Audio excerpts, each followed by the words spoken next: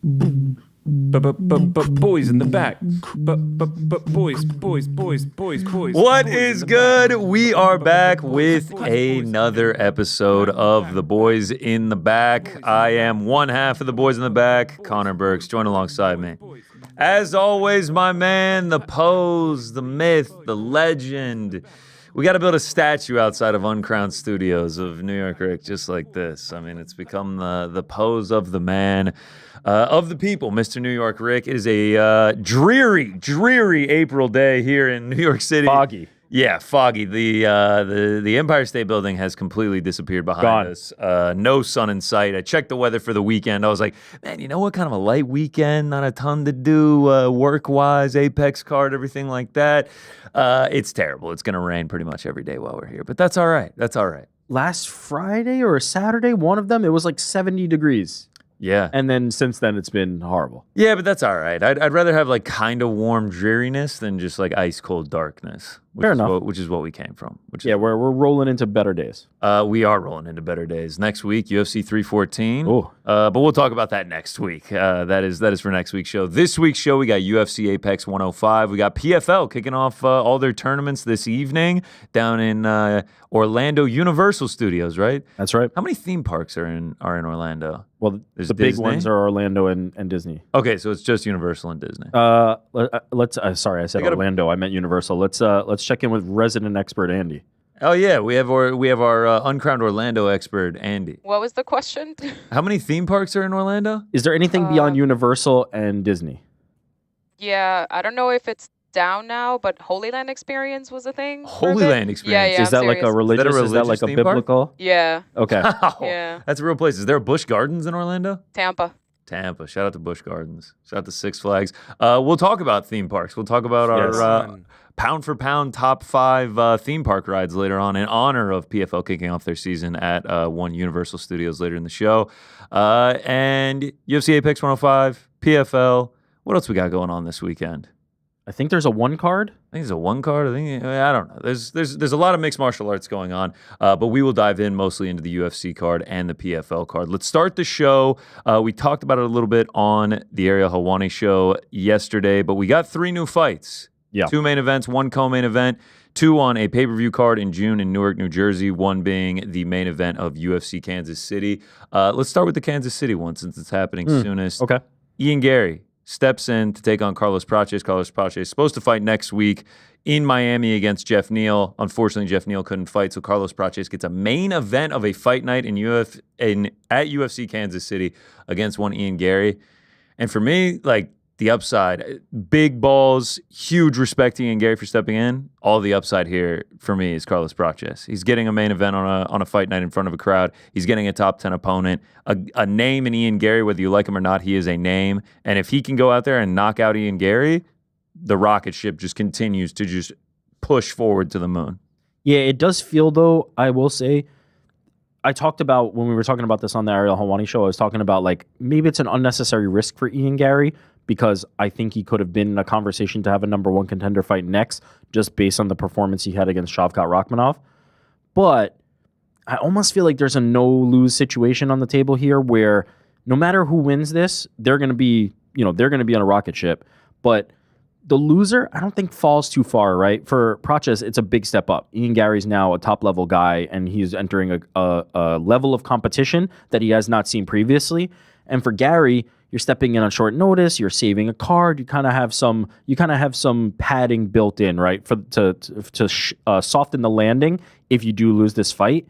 I think it's going to be a great fight, and I really feel like it's like a no-lose situation for both, so they can put it on the line and just see what happens. I'm pretty excited about this one. Oh, I'm very excited. I do worry that because of Carlos Praches striking and his ability to knock people out, that Ian Gary will fight the smart fight and probably look to the grappling, and like that could not be as fan-friendly as we've seen with Carlos Praches' most recent fights, but then there's a world where that doesn't happen and it's a 6 striking battle and maybe someone gets finished or it's just an exciting 5-round war. But either way, the intrigue alone, beyond how the fight actually plays out itself, is I can't wait for it. Yeah, they're 2 pretty interesting personalities. I think they're going to be a little bit... I wonder if they're going to get chirpy. I doubt it. I feel like there's probably going to be some respect. Yeah, Carlos Praches doesn't really feel like the guy. Yeah. That. Well, it would be crazy if Ian Gary starts chirping him in Portuguese. Oh yeah, actually, that's a great call. They get up there and they're just talking mad shit in Portuguese. I wonder.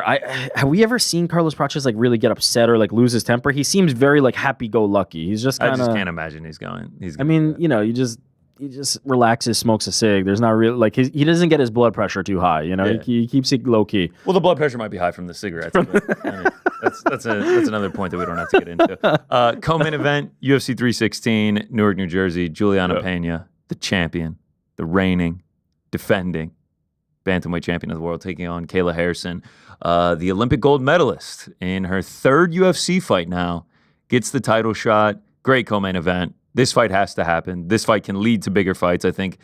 I personally want to see the winner of this fight take on Amanda Nunes in a return fight for her, whether it's Pena 3 or we finally get the Kayla Harrison Amanda Nunes Former fight. teammates, yeah. Zhang and Valentina and this fight are the two women's fights that I'm like, yes, these are the ones I'm looking forward to most in the year. If we and this one is done, signed, sealed, delivered. You're getting it in Newark later this year.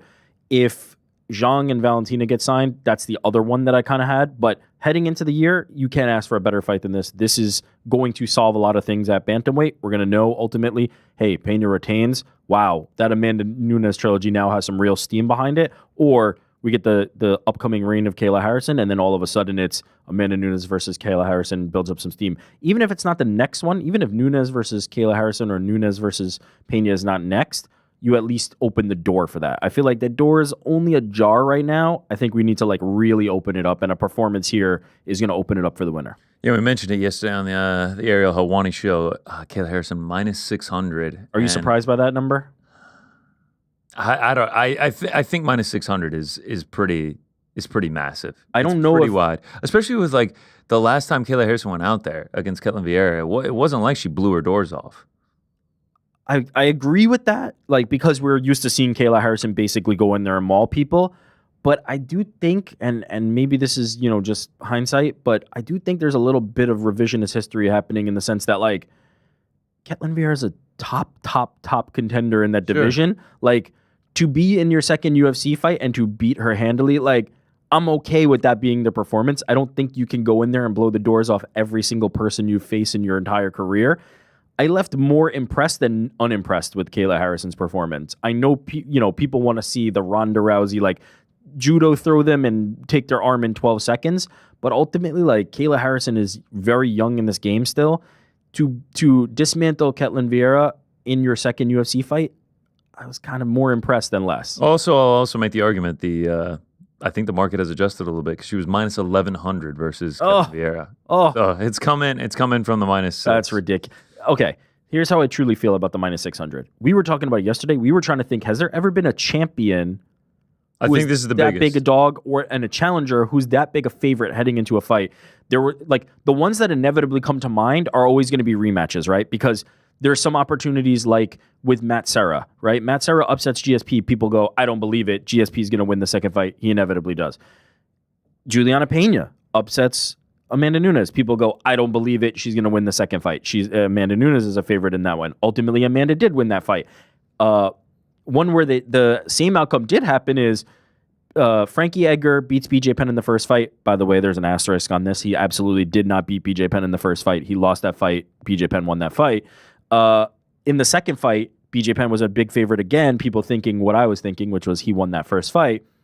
Frankie beats him again. Frankie shows, okay, actually that wasn't a fluke. I'm going to be the guy, and then has this magical kind of run at lightweight. An underrated guy. Frankie Edgar's the man. But oftentimes it's kind of like this like feeling of like a market correction. It's like we didn't believe the first result. We need to see it again. Correct. This one is not. This one is completely fresh challenger. Yeah.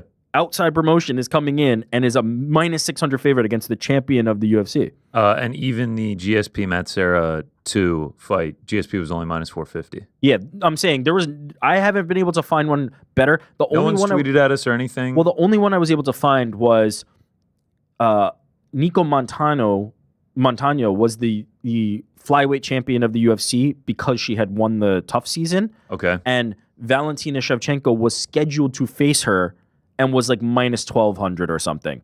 in that fight. Minus 1,300, And yeah. now that on fight UFC never 228. happened. That fight never happened. So we ultimately did not get that fight. And that, this line is irrelevant because that fight never materialized. But that's the only example that I can think of that was bigger than this. So this is a lot of respect given to Kayla Harrison. Whether it's disrespect to Juliana Pena, I guess remains to be seen, right? Ultimately. Oh, but it's disrespect to the champ.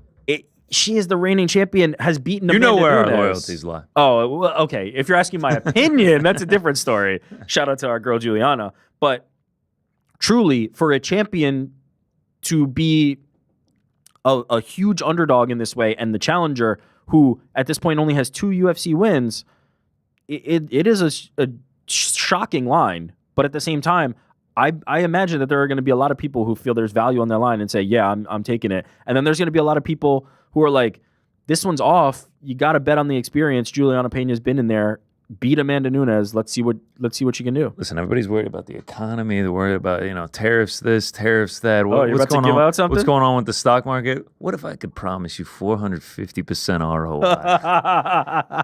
It's a little fight going down in Newark, New Jersey. Juliana Pena taking on Kayla Harrison. Bet the farm on Juliana Pena, says Connor Burks. No, I did not say that. We'll have to find out come UFC 316 fight week, early June. It's a fantastic fight. Truly. Oh, yeah. Yeah, the buildup is also going to be great. Ariel talked about it yesterday. The press conference that they did when it was 307. What was the fight? I forget which event it was. 307. The one in Salt Lake City when they were both on the card. They were both on the card and they were at the press conference and they're chirping at each other like, and even before Kayla was in the UFC, Juliana kept talking about Kayla Harrison. It's like, if she really wants to come over here and test herself against the actual best trash fighters, cans she's in PFL. fighting bums in PFL. Like, this is going to get testy. It's going to get heated. And I mean, Juliana Pena is the best woman on the mic, in my opinion, at the moment. I know opinions may vary on that, right? Some love it, some don't. By the way, that's kind of like good. Point. That's by design. I think she's the best. I think she's the best at like generating attention in that way. And Kayla Harrison will engage in shit talk. Kayla Harrison is a 2-time Olympic gold medalist who's not going to just be intimidated by like somebody hopping on the mic. So we're going to get a head-to-head collision here one way or another, and I'm very excited about it. Yeah, it's going to be great. I can't wait for it. Main event of that one, Merab Dvalishvili taking on Sean O'Malley in a rematch from UFC 306 at the Sphere last year. Sean O'Malley doesn't take any fights in between, but gets the rematch. And he actually went on his podcast and his YouTube channel and with his coach, Tim Welch, and he had this to say in terms of how the rematch is going to go differently. My groin kept me up at night because I tore my labrum 10 weeks before the fight, which is what we're at from the fight right now. I tore my groin, my labrum, and I was having serious groin pain. It was just it wasn't ideal. I was able to train, I was able to tough through it, but obviously it's not ideal going to a fight, especially against a fucking murderer. Well, not necessarily a murderer, but a stud like Merab, an absolute just machine. His nickname is the Machine for a reason. But all my journal entries were every single day. I was just like updating on my groin. My groin feels decent today, blah, blah, blah. My groin hurts real bad today. And I was like thinking about how good I feel right now. I was like, I don't want to jinx it. But dude, if I can just keep this pace up, how we've been able to train these last few weeks, all the way up into the fight, I'm going to be 70% better than I was in that first fight. I'm going to be significantly more mobile, agile, better shape. I'm gonna fight at my full potential. Whereas that last fight, I was very happy with how I was able to perform considering how I felt. It wasn't ideal, the outcome, I didn't win, but I also think I wasn't supposed to win. This rematch was supposed to happen. All right, so in terms of the fight itself, do you take what O'Malley is saying at face value? Essentially, he will be healthier, he will be in better shape, and the fight will go differently this time. I absolutely do. Like, he's doing a bit of wrestling, right? Pro wrestling. There's some kayfabe there and there's some truth there. I think on the kayfabe side is like him throwing out like, I'll be 70% better. Like, famously Kamaru Usman said like after a championship fight, like, or maybe it was pre-championship, like I was only 30% in there. And now he was talking maybe about like health and things like that, not necessarily motivation. But I don't buy that we're going to, like, if that was 30% Sean O'Malley, he's going to be 2 times better than that. I don't buy that. And so that part is the kayfabe part. The part about, like, every day in training for a guy that he called at first a murderer and then was like a machine in Merab Dvalishvili. If you're hurt at all, it is not going to be fun to fight Merab. Like, just point blank, period. You have to be at your absolute best. And I believe him 100% that he was not at his absolute best in that fight. And so I'm compelled by the idea that the best version of Sean O'Malley, if he can stay healthy during camp, will step in there. And now, by the way, he's going to say leading up to it that he's the best version of himself. Who knows? He may have another injury by that time. Like, I don't want to jinx it, knock on wood. But, like, he's going to go in there and fight no matter what, as he did the first time, right? He knew that was one of the biggest fights of his life. He knew how hard a test Merab Dvalishvili was. And he went in there at, quote-unquote, 30%. Well, also like he did against Aljamain. And as he's done it in the past. He's a gamer. He's going to show up. So who knows how healthy he'll ultimately be by fight time. If we get a more healthy or the healthiest version we get of Sean O'Malley, I am more compelled by the matchup. I think it will be interesting. Do I ultimately, though, think Merab versus any version of Sean O'Malley, that Sean O'Malley is better than Merab? I don't. I don't see how stylistically he will be better than Merab Dvalishvili, no matter what his health status is at. I will pick Merab in that fight, no matter what version you get. Yeah, I really have to think, especially what we saw Merab do to Umar. Sean O'Malley has to hurt Merab. That is his key to winning. He's not going to be able to just stand there and outpoint him, stuff the takedowns, and pick him apart on the feet or use grappling of his own. I think he has to hurt Merab, get him wobbled. He's capable. Yeah, of course, man. And we've seen him get big knockouts. That's how he won the championship against Aljamain Sterling. The knee that he landed on Marlon Chito Vera puts out 99% of human beings on this earth. But I think he has to hurt Merab to get it done. He has to land a shot. Of course. Anyone can. But is it like a puncher's chance, or is it? I don't think it's a puncher's chance. I don't think it's that small. I don't think it's just like that's all he's got. I just think that is the path. I think it'll look like Merab is winning the fight again until he isn't and he's hurt. I will never, especially a guy of Sean O'Malley's level of his skill, I will never be like he has no chance. Yeah. But the way Merab has been looking lately, it's tough to give him too big of a chance. It's hard to favor anybody against Merab, and we were kind of saying this in the lead up. I don't know. I was big on Merab heading into the O'Malley fight. I feel like if I'm remembering correctly, you were a little more conflicted. You didn't know which way to necessarily go on that one. Like, you were a little split. I said Sean would hurt him. Yeah, I was wrong. But you were also, I feel like, and God, maybe Merab this is fair. unstoppable. Yeah, you were kind of conflicted on both sides of that. I think when we were heading into the Umar fight, we were both like, it has to be Merab. Like, how can it not be Merab? The style that we've seen from him, I continue to say, I don't think he's a puzzle that I've seen anybody with the skill set to solve yet. There will be somebody who can solve that skill set. I haven't seen it yet. Umar came pretty close in the first 2 rounds. It looked like he was doing pretty well. Obviously, he got hurt, but the game plan was there potentially.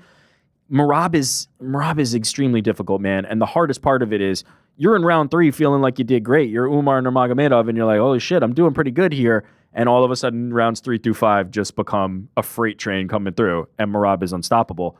And does the health even matter for Merab? That's the thing. Blows his calf open with a cut. It feels like he could have a bad back going in the fight. He wouldn't care. Like, a swollen elbow staff. It just feels like it doesn't matter. If the cardio is there, and the cardio is always there, you're in big trouble. Because, as I've said about his style, he doesn't need to take down Sean O'Malley. I think there's this misconception, and it will be like, Merab's going to lay and pray. Merab's never laid and prayed. Never. That is not his style. His style is to spam takedowns. He's going to take you down. You might get back up 2 seconds later, but he's going to take you down again, and then you might get back up, and he's going to take you down again, and take you down again, and take you down again. Or maybe he's not even going to take you down. He's going to dip low, shoot for a takedown. You stuff it. He's coming back over the top of punches. He's just so busy. There's nobody that keeps the rate and the pace and the pressure that he keeps. He doesn't need to take down Sean O'Malley to win that fight. He will be busier than Sean O'Malley, who is a high-volume striker by nature. In this fight, I imagine that won't serve him well, and he will have to hunt that shot that you're talking about. He'll have to really try to hurt him with maybe a kick on the way in, something to the head or to the body, really put Merab down. He hurt him in the first fight with a shot to the body, or just put him on the end of a counter that he doesn't see coming. The problem with that strategy, though, is now you're waiting for that kind of one shot, and it's a tough style. If anybody can do it in this division, I guess he's probably the guy, right? I don't know if the guy, if Umar trying to match Merab's style is the path to victory, I don't kind of see that, because I don't think you can out Merab. But Sean O'Malley landing a really nice counter on the way in, maybe an uppercut or Merab shooting, I could see something like that happening. I just can't bank on it. I'm gonna bank on the cardio machine being able to execute the game plan that we've seen him execute now every single fight that he's been in the UFC. It's going to be fascinating to watch. And you have a theory that if Sean O'Malley loses this, you think the best course of action is to go to 145. No doubt. I mean, we just saw the champion Ilia Topuria move up to 55. There's a lot of like opportunity for fresh blood to come in at 45. I think his frame definitely looks like it can be, a featherweight frame. He's one of the bigger bantamweights. I would see no reason that he couldn't step in there at 45 and have some really like kind of exciting matchups right away, rather than you go back to the grind and maybe you're fighting the winner of Figueiredo versus Corey Sandhagen. Like, is that going to like thrill you if you're Sean O'Malley? Is that going to be the one that, shit, Merab got me twice. What am I going to do now? Oh, I'm going to go back and fight a killer, potentially in Corey Sandhagen or Davison Figueiredo, and then I'm still far away from the title. I just pack it up and go up to 45, start putting on some size, and get some exciting fights in. Yeah, I'm very intrigued to see what happens with Sean O'Malley if he loses this fight. You have to think the star power kind of starts taking a hit, the meteoric rise up through the ranks. Obviously, the one loss to Chito Vera being the injury and then getting it back in a title defense and everything like that. But now if you lose 2 in a row to a guy that's just reigning over this division now, if he wins this, he'll have 13 straight wins, which will be like a top 7 win streak of all time in UFC history, like really starting to put together an insane resume. And it's hard to imagine that you get another title shot against the guy that who knows how long he'll be there for. It's just like there's no telling when the reign will end. If Merab loses, they have to do the trilogy, right? I think so. Is there any way they screw him over and are just like, it's the Sean O'Malley era again. We're back to it. I think they would, because I think at that point then it's just like, oh, Sean can beat this guy. Let's do it one more time. Yeah, I would hope so. Plus, like, I feel like, especially with these fights, there's so many eyes on Sean O'Malley fights. The Merab star power just continues to grow. That's true. He's getting a little bit of the rub from that too. So yeah, I'd like Plus, winning is the best route to fans. Yeah, keep 100%. winning. You're going to keep getting fans. One last practice I wanted to put into place here before we move on from the fights. International Fight Week still looming. We know 314. Obviously, that's set. That's next week. We know 315. That's next month in Montreal. We know 316 now happening in Newark, New Jersey. The next time we get one of those, Dana White's going live on Instagram, baby. What's up, guys? I would imagine it's going to be for 317 International Fight Week. We know essentially nothing about this card. Yep. Going through the divisions. Main event of that card, I do not think it will be women's strawweight or women's flyweight main eventing that. Women's bantamweight is going to be happening at the pay-per-view before it. I don't think men's flyweight is going to main event. I don't think they can do International Fight Week. No, main that event, might be like Pantoja, KKF. Could absolutely be a co-main. So could the women's flyweight, which I guess is happening at 315. So that's probably out too. Women's straw, probably not. So let's say flyweight could be co-main. Bantamweight is booked for 316. Featherweight is booked for 314. Lightweight open. Lightweight is a strong contender for International Fight Week. Welterweight booked for 315. Middleweight open. DDP fought in January. Oh boy. February? I mean, a long enough time has passed to where he could potentially be doing a title defense. Hamzat Chimaev, can he fight in the country? I'm not sure. I guess that's something we had to find out. Light heavyweight just happened. Last pay-per-view, 313. They've been throwing August out there, or at least Magomed has been throwing August. Oh, actually, no. Alex told Ariel he'd like to come back in August as well. So August seems to have been thrown out like there. Like late June just feels like a little bit too soon. Plino also was like, I'd like to see him take some time off, kind of chill a little bit. Yeah, Alex Pereira time off is like 2 weeks. Yeah, exactly. So I feel like light heavyweight's out. Like maybe put an asterisk on like if they gotta call in the man to save the card, pull up the Shama phone and make it happen. But I don't think it does. And then heavyweight, Tom versus John. Doubt that's happening International Fight Week. Feel like almost like 99% that is not happening. That feels like its own kind of thing. Yeah. I mean, if it was January and we're talking about this, I'd be like, man, that could be a great International Fight Week headliner. You do Tom versus John, the eyes of the world are on you. It's getting too close now. We're into April. That feels like you're not getting John Jones on this short of a turnaround. To me, it feels like an MSG card would fit it properly. 100%. Especially with John talking about this 6-month training camp he needs, yada, yada, yada. They still got to finish all the negotiations, everything like that. So that leaves us lightweight and middleweight. Oh, boy. I'm good with either of those, depending on what matchups we get. I feel like there's 3 to be made. Okay. DDP versus Hamzat Chimaev. Easy. Fantastic International Fight Week headliner. Get Hamzat a visa. Let's go. Islam versus Ilya. Fantastic International Fight Week headliner. Islam versus Charles. Islam Charles. Okay. Let me throw out one more for you. Oh, yeah. Would you be open? I'm open to anything. Would you be open to Charles versus Ilya? Would you be open to that? In like a number one contender fight. Number one contender fight, because I get the sense that the UFC wants to see what happens and Islam Makhachev probably wants to see what happens in the welterweight title fight. If Belal is no longer champion, I do feel like Islam Makhachev has a strong claim to be made to. I'm gonna give two featherweights. I've given Alex Volkanovski 2 opportunities at the belt, and now you would ask me to give Ilia Topuria coming up for featherweight an opportunity at the belt. Now that'd be 3 featherweights at this point that I've given an opportunity to. What about my opportunity?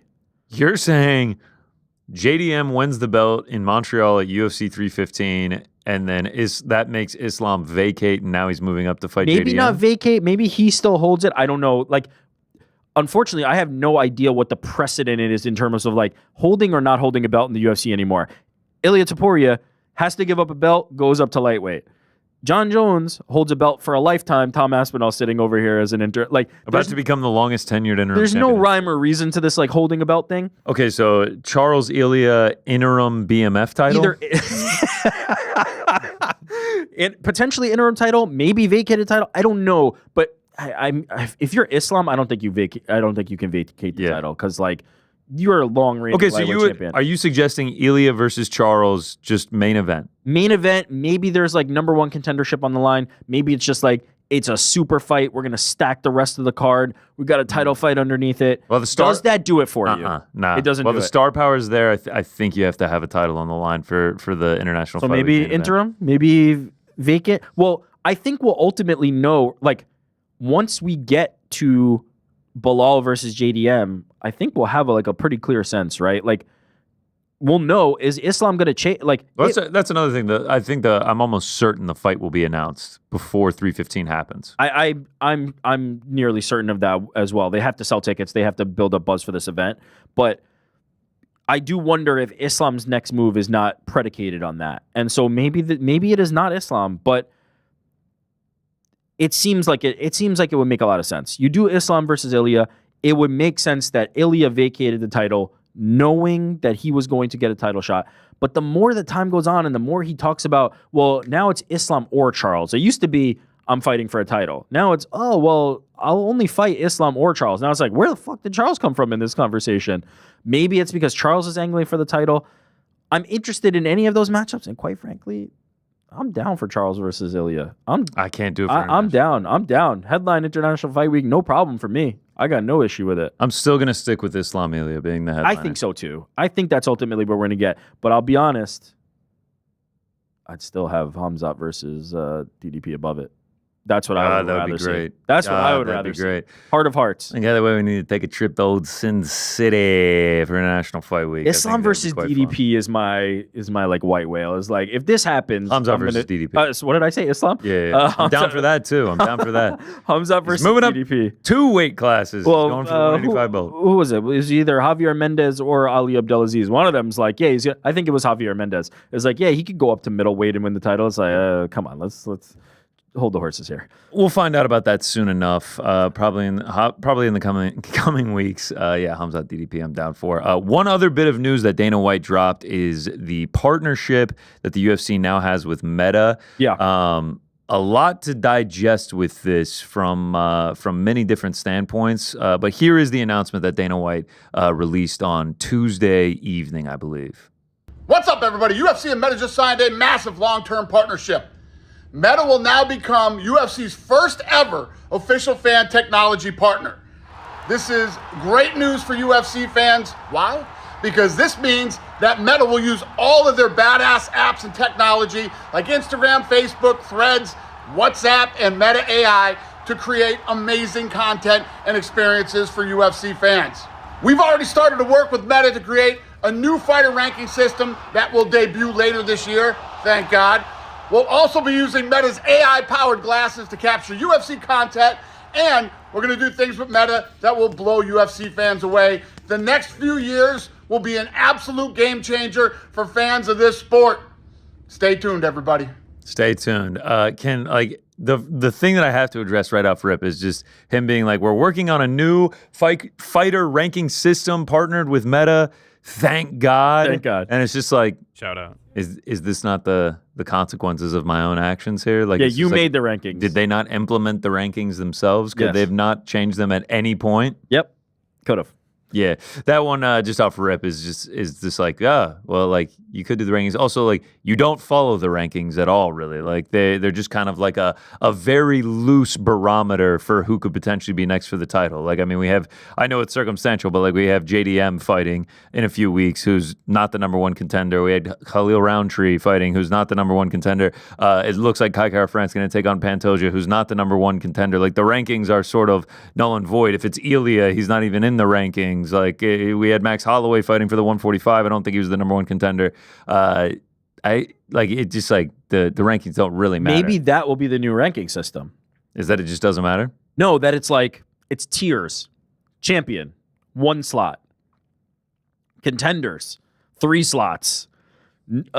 Near contenders, 5 slots, and they just tier out the rankings. There's no numbers. They're just like, oh, we could pick from this pool of 3 guys that are contenders, and maybe one of them will fight for a title, or we'll elevate one guy from near contender to contender, or some other kind of format. I'm truly curious to kind of see how, quote unquote, like, he didn't say AI will, be involved in this ranking thing, but one sentence before saying that there's a new ranking system, he's like, we're doing all these cool things with Meta, including AI. So I have to assume that AI is part of this ranking. Otherwise, like, what does Meta know that Joe Blow doesn't know? Like, you can just hand it off to somebody else. If they are to be involved, I imagine there is some tech behind it, and I imagine that tech to be AI. Obviously, we will know later this year, quote unquote, from Dana White. I assume that there's going to be some kind of AI involvement. Maybe it's some kind of scaling system that they can do. But I'm curious to see what this ultimately is, because right now it's just this like nebulous, vague kind of thing. Yeah, it also feels like there has to be some sort of human interaction with it, because you Hopefully. could just put the numbers through AI and then it comes out with all wonky, wacky numbers, and it doesn't make any sense in terms of the ranking. And then you have Dana White at the dais being like, well, fuck the rankings. Like, they don't make any sense anyway. Like, the computer doesn't know what it's talking about. Like, it feels like there needs to be a combination of AI and human interaction and proper voting. And AI has become such a like catch-all, like buzzy term for everything. what does it even mean, man? I don't know. Well, I'm too dumb to The know. way- Artificial intelligence. No, thanks, Frank. Is that it?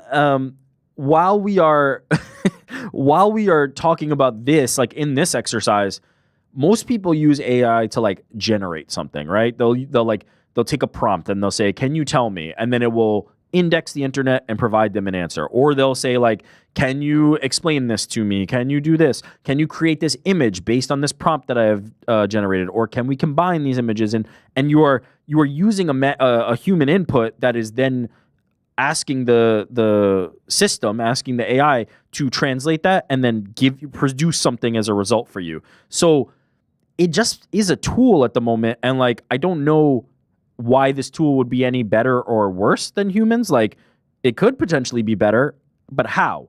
There would need to be some kind of training involved. Now, certainly this is for Meta to kind of figure out. But I just don't know that like the idea of like quote unquote AI like fixes a problem or is a band-aid for something doesn't really like track for me, because it will need to be programmed or interacted with by people the same way that the current ranking systems are produced by people. It is just another way of like taking this data and spitting it back out. And so I don't know if this will work, but I don't know if any other system would work the same way. I think it just all comes down to like it just doesn't really matter. Like, well, that's the other thing that you made a rankings great just, point. Like, they It just doesn't don't matter. Like, think about the number one contenders that have worked their way up, gotten to number one contendership, and then gotten the title fight. And even these guys, Bilal, Merab, Ankalaev, like they sort of had to claw their way and like beg their way to a title. Like, if you just go back and look at like previous ones and ones to come, like 315, like JDM is the number 5 ranked guy. 314 is obviously vacant, but going back to 312. You know, was Strickland the number one contender going into that fight? I can't remember. Pantoja Asakura. Asakura certainly wasn't against Israel Adesanya. Asakura was obviously not the number one contender. Jones Miocic. Miocic was obviously not the number one contender. Roundtree obviously was not the number one contender going against Pereira. We just mentioned Merab. Like you just go back. Poirier versus Islam. Moicano versus Islam. I know these are circumstantial. Pantoja versus Urseg. Obviously not the number one contender in that one. It just feels like the more O'Malley versus Chito Vera, and like this is just happening in the last year. It's like almost it's rarer in most circumstances that it isn't the actual number one contender in the rankings that gets the title shot. So it's almost just like it doesn't really matter. I'm not sure why there is like this like we need a new ranking system so bad. Like thank God we got a new ranking system. Like to save what? To just do the same thing where we decide who. Like to make it like pound for pound. Like it's just like you're going to just do whatever is best for the company and the rankings be damned. It's a fantastic point. I almost feel like, and tell me if you agree with this, I almost feel like rankings matter more for the fighter to be able to have a leg to stand on to say, I'm the number one contender. I'm the number one guy, or even like, I'm a top 5 guy. I only want top 5 guys in a negotiation with the UFC, in a negotiation with the matchmakers,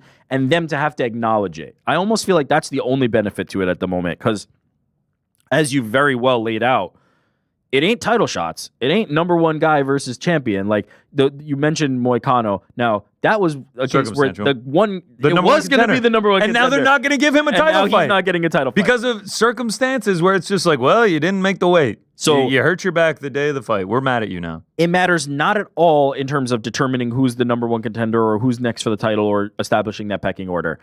I feel like it really has that value only in terms of like, if I'm a fighter, I'm negotiating against this, right? I'm the number 3 guy. You can't give me the number 15 guy. Give me the number 8 guy. I was just going to say, here's the one thing that it actually is good. I think it does give a vague roadmap of who is in title contendership, and it gives these guys who are outside of the rankings to be like, I want this guy. Like, I want to start working my way into the top 15, into the top 10. It sort of gives tiers, like you mentioned. So maybe we just do the tiers. It sort of gives tiers to where, like, you want to be fighting next. And, like, a lot of guys are like, well, I'm not fighting down in the rankings, things like that. Like, it sort of gives you a vague roadmap of, like, where you want to be next. They could just hire me. I'll do it. But also, I'll make the tiers for you. On the back end of that, I kind of feel like the rankings are good at, like, ranking the top 15 guys. Like, how rarely are you like, this guy needs to be ranked. How is he not in the top 15 right now? Like, they're pretty... Like, so then is it broken? I don't... Does it need to be fixed? I don't really think so. It's just like the rankings themselves aren't terrible, and they don't use them by the letter of the law. So it's just all like, who really cares? Like, thank God we're getting a new ranking system. Thank God. Yeah. Ultimately, this is how I feel about the rankings. They're not egregiously bad, and as you said, they're not used to determine much of anything. Who cares? Like, I kind of say who cares. I don't care about the rankings. For the UFC, but then I say, who cares? But then I'm also interested to see what the new rankings are going to be. I think those are two separate conversations. Yeah. I don't think the rankings do anything. Ultimately, I don't think they're applied in any material way that like affects this. I'm interested to see what the change is. I'm interested to see what if Meta is partnering with the UFC and one of their tasks is like come up with a better way of doing this.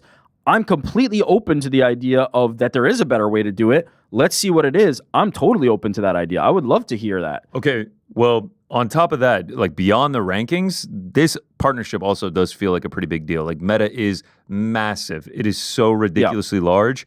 And like the amount of people, the amount of users that they get just on a daily basis is just insane, and how many eyeballs the UFC can get from this that they already are getting on Meta properties. Like they have 46 million followers on Instagram. They have another 45 on Facebook. They've got 6 million on Threads. Like this is just a way to generate more eyeballs. And another really interesting part of it is Threads is going to become like, I think it's the first, and it's going to become an official social media partner of the UFC, which I find very interesting as someone who's deeply ingrained in MMA Twitter, that the UFC will probably start pushing people towards Threads. Like, I don't think it's a coincidence with how good of a relationship the UFC has with Meta that all of the announcements are Dana White going live on Instagram. It's always, he's going live on IG, go over to IG, we'll be live on the UFC and the Dana White account. That's where you can catch us. Maybe they start pushing to Threads. Obviously, Meta has not given up on Threads to be sort of a competitor to Twitter. Yeah. You mentioned it to me earlier. No more tweets on screen is what I would have to imagine once this goes live. They're not going to be featuring a direct competitor to Meta's Threads. And they say in a press junket or whatever on UFC.com that Threads is going to be the place that the MMA community lives. It's just very interesting from a social media standpoint of what this could mean for UFC fans. Totally, and I think it's brilliant on both sides. For one, Dana White just recently appointed to the board of Meta, right? And now further ingrained in that. I think that's a smart move for Dana. You're now in partnership with many powerful people, and as you mentioned, powerful platforms and all these things. On the Meta side of it, the UFC, as you said, has a massive footprint, massive audience. We've seen how Joe Rogan and Dana White can influence political power and all these different things. Crazy. It's smart for somebody in the Meta camp to be like, okay, let's try to further collaborate with these people and figure out what kind of impact we can make. In addition to the fact that if Dana White is like, yeah, we as a promotion and we as these athletes, and I imagine that this will start trickling down to like they're pushing the athletes to be on Threads and doing all these things. All of a sudden, now you've got a very dedicated user group that is creating content for the platform, and you've also got a fan base that follows the UFC that knows, okay, if I need to get that content, now it's going to live here. I need to get this app too. It's smart. It's smart business by both sides. I think it's going to end up being like very fruitful for everybody. Yeah, I mean, you think about the exclusivity that you can do with just like, oh, we're only going to do it on... We're only here. We're only going to be on Threads. If you're a UFC fan, you have to be on this platform. That's, that's compelling. It almost feels like, I mean, they'll still use X just to get it in front of as many people as I'm possible. sure, yeah. But like, it also feels like they could be using X just to push people to Threads, to be like, yo, we're on Threads. Because obviously this is going to be a lucrative partnership for both of them. So yeah, it's going to be very interesting to see how this plays out. They're very incentivized to be utilizing their partner's platform as opposed to a platform that is not giving them any... Now, who knows? Elon Musk might call up Dana White tomorrow and be like, is there any way we can also do something with you? I imagine being on the board of Meta probably precludes that. But at the same time, people forget how everybody has their favorite social media platform, right? For me personally, the one I use the most is TikTok.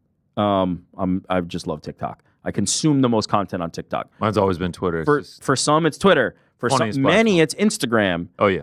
The thing that you sleep on is that the biggest audience by far is on Facebook. The biggest audience is so crazy by to me. every I deleted metric. my Facebook 7 years ago. Haven't thought about it since. Every possible metric, they are the leaders in total audience. Everybody is on Facebook. It's the boomers, baby. It's everybody. It's literally everybody. My mom was like one of the last holdouts. She just got a Facebook. What's up? It was a who me drop. Oh, we just heard the me part. Yeah, I thought Jordan said something. I thought Jordan was Jordan was gonna be like, I fucking love Facebook, baby. I'm still on Facebook right now. You just sent me a friend request. But yes, poking, bro. The biggest audience by far, social media user base by far, is on Facebook, which is just and Meta. So it's a Meta property. You've got Instagram, you've got Threads. They're building quite a comprehensive package. They've even got WhatsApp, and there's other. And WhatsApp is massive, especially for international communication. Yeah, totally. They're building a massive social media community and user base, and this is just another way to now you're segmenting it. You're going into a niche area where it's like UFC fans. If we can get them into an ecosystem where they exist on all these platforms in this specific space, and we're giving them exclusive offers, it's a compelling product. Truly, I feel like they're going to have a lot of success in converting people in this way. One last thing about it: Meta will become the official AI glasses of the UFC, which just really speaks to the ability of the UFC sales team. This is not even me being sarcastic, to make sales and give there's the official spiked lemonade of the UFC, and to be able to operate in so many different realms and just cover that octagon in sponsorships and just. I just can't imagine how many sales they get and how many officials of the UFC. It sounds so cool for the brand. Say it's the individual segments. You mean? It's like Nemiroff is the official vodka of the UFC, but then Howler Head is the official banana whiskey of the UFC, and then Monster Energy is the official energy drink of the UFC, but Prime is the official hydration drink of the UFC. Yes. So it looks very cool for the brand to be like, yo, we're the official official beer. We're the official hydration drink. Yeah, Bud Light's the official beer of the UFC. It really is insane, but do you think this means we get the glasses on the refs like the PFL Smart case? I don't think so.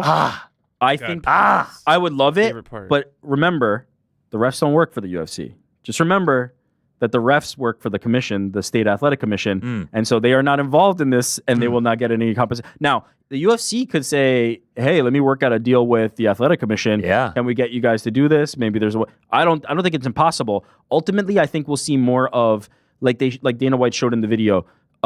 Somebody in the UFC is wearing the glasses and watching the stare down, and you'll see that video For footage. sure. Or maybe they'll get fighter or two to in the stare down they can wear them or something Or fighter like that. train and wear them. Training, they had them punching the bag and stuff like that. I think they'll come up with stuff. I think the glasses, which by the way, like anecdotally, I know a few people who have them and have said like they're pretty fantastic. Like they really like they don't look exactly like regular sunglasses, but they're close enough that like it's not like super noticeable, and they have the recording ability and all the different things. People have been pretty impressed from the people that I know that have tested them.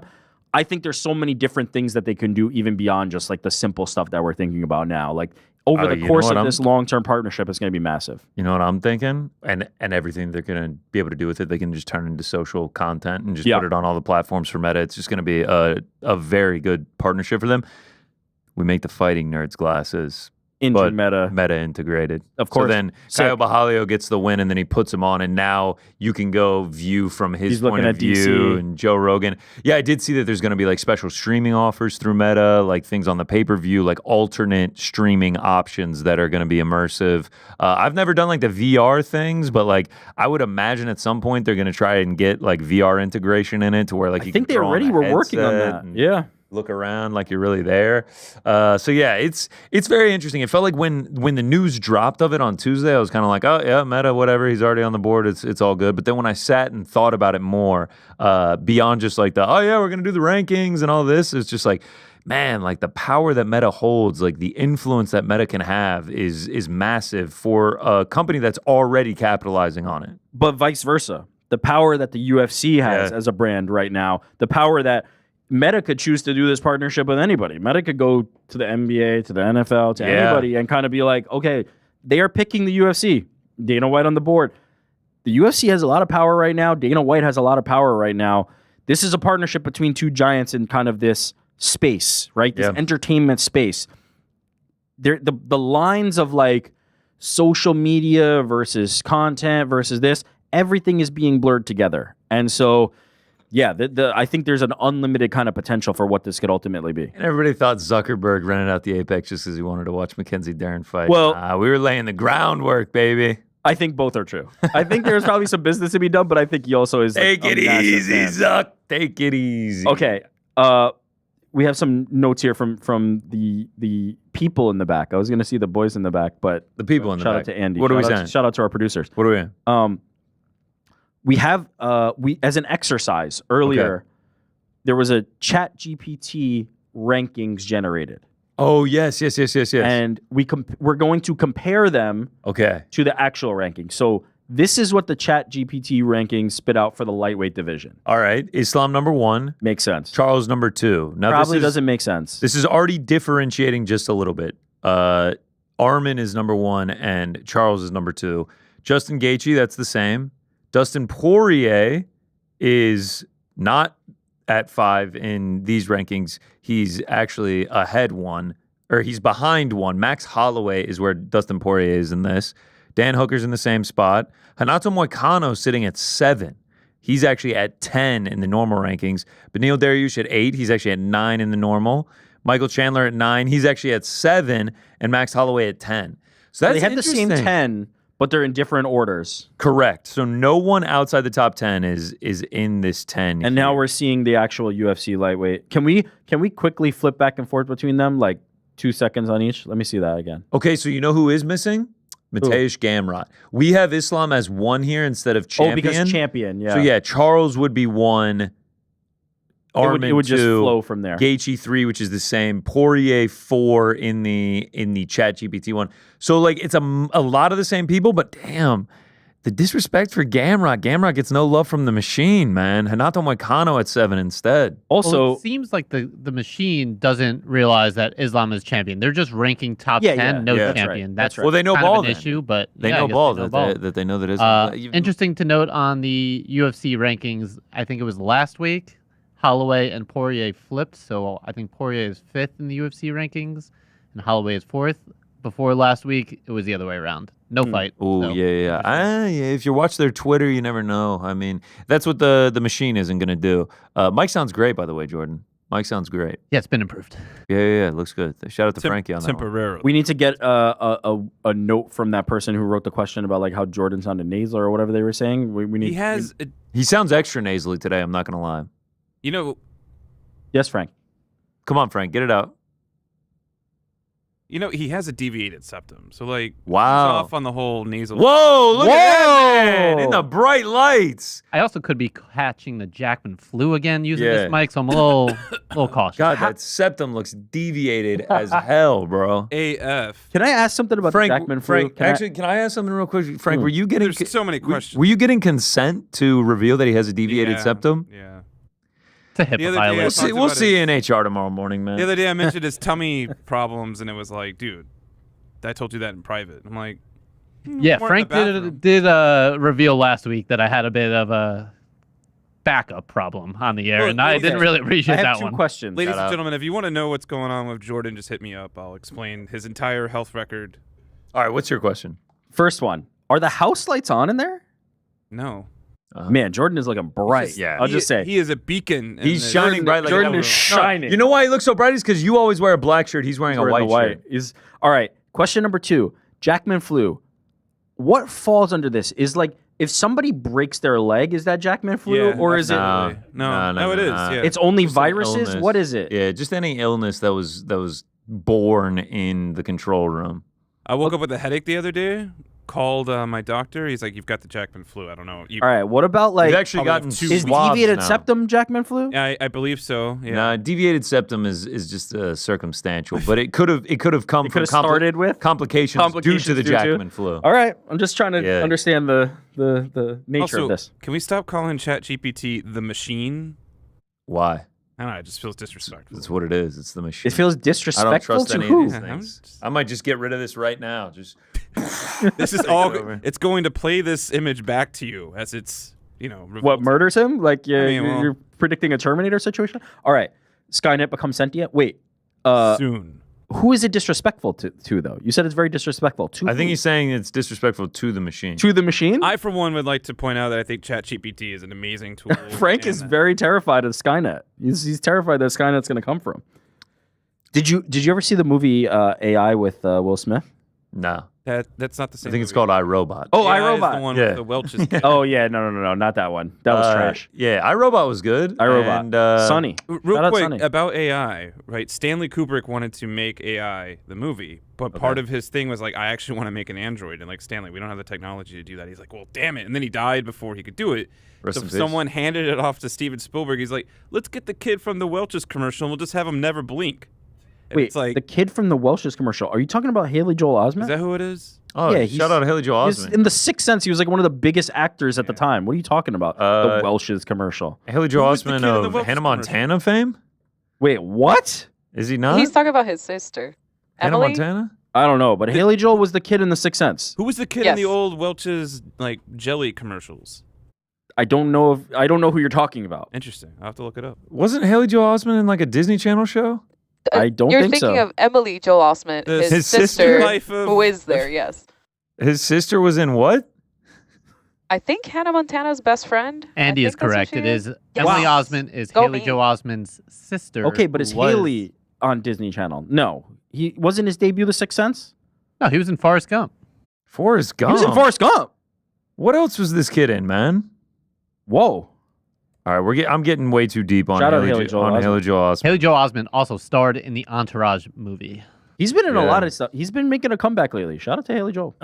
He was in an episode of Hey Arnold. I mean, this guy was. Nah, he was a man. superstar. I swear he He's was. not in, no Welsh's grape jelly. I thought he was in commercial some sort of kids movie. Alas, those were the rankings from ChatGPT. The machine provided. Don't know how much of a difference it would make in all honesty, but like it is interesting that they had the same 10 minus Gamrot. Gamrot just gets no respect from anyone. As I was saying earlier, ChatGPT, the entity known as ChatGPT, is not providing you a ranking. Yeah. It is Just ChatGPT compiling yeah. information from around the internet and giving you the best approximation of what they believe is the correct answer. Honestly, it should just be a panel of AI robots. Instead of KHON Hawaii and like Wyoming State University Radio, it should just be Gemini, ChatGPT, Siri is on there. Oh, we've landed Siri as our third panelist.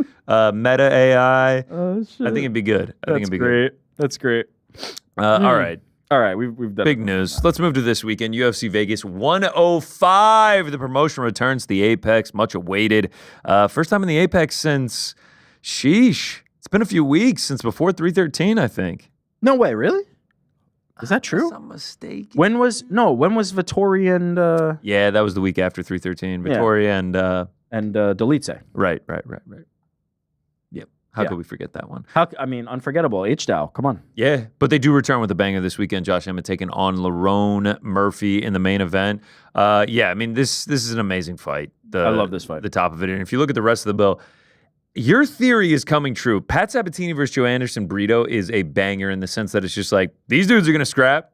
They're definitely going to scrap. It feels like any Apex card, they're like, we don't really care about the name value. Just put on two dudes that are just going to slug it out. I feel like in a past era, it would be like the Tavares versus Mearshart fight would be the co-main, right? Correct. It'd be like the names that you know are going to be up here, but now they've shifted to like co-main event is bloodbath. Bloodbath. Like, main event, you got the intrigue, you got the stakes. Co-main event, maybe not the best fighters, bloodbath. That's what they're guaranteeing. I actually wonder if you went back and looked at it and you were like, how often did the co-main event of Apex cards finish, not go the distance? Yeah. And I can actually pull it up right here. Vittorio Delice, we might just end this real soon. Nope. Chidi and Elizeu Zaleski dos Santos, that ended in a finish. Yep. Before that, we had Cop versus Asu Almabayev, Julian Marquez, Cody Brodedge. Yep. That ended in a finish. All right, let's go one more. Cannonier Rodriguez, co-main event decision. Calvin Kattar, Yusuf Zalal. That's the old style. Yeah. We've got two high-level guys. We're putting them in there. You could have put a banger like these ones, and you could have kept that alive. Okay, Dern Hebus, co-main event. Santiago Ponzinibbio, Carlston Harris. Ended in a finish. That's 3 for 4. Can they make it 4 of 5 in the legendary Bloodbath co-main spot for Apex cards? It's honestly becoming an honor of some sort. Yeah, co-main means like we believe that you're going to put on a great fight. Co-main killers. Yeah. That's what we're going to call it. Let's stick with the main event right now, though. Lerone Murphy, obviously still undefeated, ascending, getting a big name. This is obviously the biggest test to date for him. This would push him in. I know he's 10th right now. I think this would push him into like that 8, 7. Maybe we'd start talking about like an Arnold Allen fight, maybe like a Brian Ortega if he stayed at 145, a Yair Rodriguez. We're really looking for a big name after this if he were to get a win. Looked good against Dan Ige, was able to bounce back after getting knocked down in round 1, win the last 2 rounds. Looked unbelievable against Edson Barboza. Like, honestly shocking that he didn't get the finish in that one. Looked great against Josh Cool about the time before that. Like, each time he comes out, he's really been looking class other than the knockdown in round 1 against Dan Ige. If he can put on a performance like that against Josh Emmett to where he really puts a stamp on it, maybe even finishes him as well, though that's a tall task. After the beating that Ilia Topuria put on him, it is tough to get Josh Emmett out of there, and Lerone Murphy isn't really known for finishing. Regardless, if he can put a stamp and get a big victory here, the sky is the limit for Lerone Murphy. Undefeated guy out of the UK who's been looking better each time he goes out. Yeah, I'm a big believer in the well-rounded kind of skill set of Lerone Murphy. There's one thing that's preventing me from going all the way in, which is just in every fight, there's just these like dicey moments. There's these one or two little moments where it's like, man, there's something missing in the seasoning, right? Like he just needs to be in there against more of these top level guys so that he can get the experience and continue to grow and like kind of fix and shore up those holes. There's always just this one little moment in every fight where I'm like, oh, that was a tactical error. Most of the time it's not devastating. Most of the time it's not going to be like the difference in the fight because he's pretty comfortably like ahead in a lot of them. but there's always one little moment. Well, remember, the Gabriel Santos fight in 2023 was razor close. And then the Makwan Amirkhani fight, he was getting essentially dominated the entire first round, and then he landed a knee when Makwan was going for another takedown. So, yeah, I kind of see what you're saying. And then Dan Ige, obviously, he got dropped in that one. Ige credited with the knockdown. So I do see what you're saying, but that Edson Barbosa performance was going 5 rounds as well, was just like, this is what this guy is truly capable of. As I said, I believe in the skill set. Like, he's got great hands. He can get into the grappling if he needs to. I think we saw like some holes in the grappling against Dan Ige. Like we saw that it's not like there's some stuff to work on. There's some stuff to work on. If he continues to work on those things and apply them at a high level against guys like Dan Ige and Josh Emmett, and then even further up the rankings, I think he will have some success. It's a tough road to that top. It's a tough climb in that division, and so I don't know how far he's ultimately going to go, but I do believe he has the tools to make that climb. That's what I'd say. I don't think he's ill-equipped. I think he has everything you need in that toolbox. Is he going to be able to put it all together is kind of my question. I don't think Josh Emmett is going to be the stumbling block. I do think Lerone Murphy is going to be able to get it done. I just want to know, how far is this? What is that point where he reaches too far? If it's championship, I mean, I could believe, if you told me he will one day be a champion, I'm not going to think that's crazy.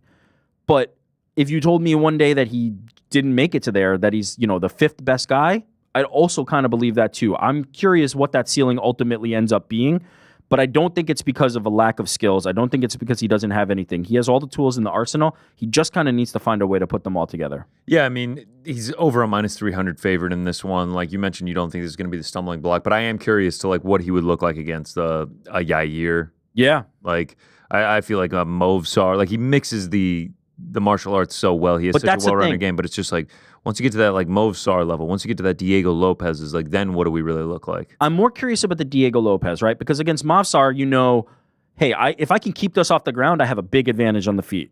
Against a Yair, if I can keep this off the feet, I have a big advantage there. And to his credit, I think he has skills in both those areas to be able to do that. That's why I believe in the skill set. But when you get to like a Diego Lopez and Alexander Volkanovski, where there are no holes, it's just you versus them, and they're just as well-rounded as you are, then I really am going to find out about you. That's where the proving ground ultimately comes. That's where the test comes. And so I think he'll be able to kind of pass a lot of these tests. I think Josh Emmett, if he's able to keep him at range, avoid the big bomb, mix in the grappling, I think it'll be a relatively comfortable night for him. I think he has a superior skill set. But after this is where I'm interested to see, like, when you start talking about those level of guys, what does it look like when it's not just I can wrestle this guy or strike with this guy.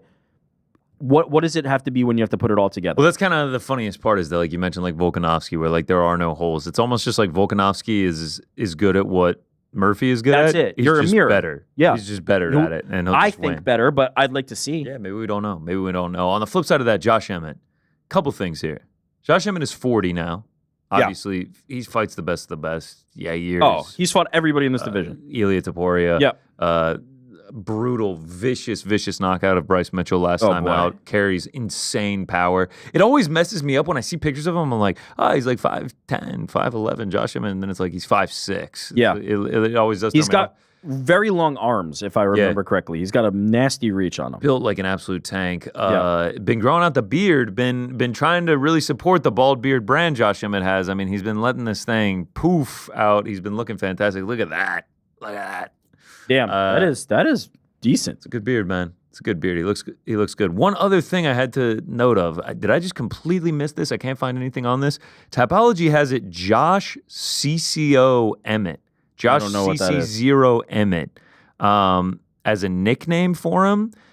I remember Robert Whitaker gave him the Fighting Falmer. Well, that was the Elder like Scrolls joke, thing. I know that was never an official one, but I typed in CC0 online, and it's a Creative Commons license that allows anyone to use work without the copyright holder's permission. Zero public domain. Is that related to video games? I like it. Because I have no idea. Josh Emmett is a gamer, and that's where the thing of Whitaker giving him that nickname was from. Frank, help me. Elden Ring? Elden Scrolls. Elden Scrolls? Elder Scrolls. Elder Scrolls? Correct. I just missed this. Like UFC posted on Facebook, a KO followed by a backflip. That's just the CCO way. CC0, CCO. CC0. He actually posted an entire video. There's a breaking video it how down. I got my nickname. Yeah. Jordan, can you watch that back there? I and don't let know us Josh Emmett lore like this. I'm going to send this to the chat. Somebody watch this and let us know how he got this while we're talking about this. But yeah, I wasn't aware of the nickname. I wasn't aware of...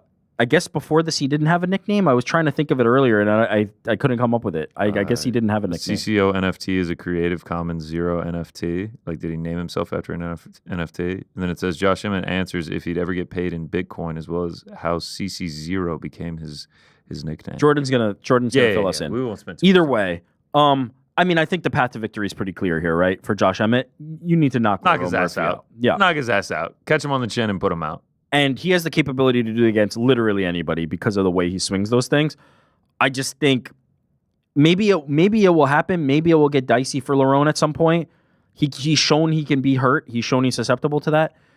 Skill for skill, though, I just think Lerone is too well-rounded, and he's gonna be able to keep it where he wants the fight to be. Yeah, I'm with you. And at this point, Josh Emmett, like even with the win at 40 years old, it kind of feels like his career developed into what you said. Like he's this great fighter. He ended up being a top 5 guy. Had great moments, memorable moments. Interim title shot against Yair Rodriguez, but just like never broke through to that full champion status, that full like top 3, hanging around the top of the division. Yep. And at 40 years old, even with the win, he's still a few away from the title shot. You sort of have to wonder where his career goes from there. Yeah, 100%. But at the same time, he's the type of guy that's a great measuring stick for a guy like Lerone Murphy.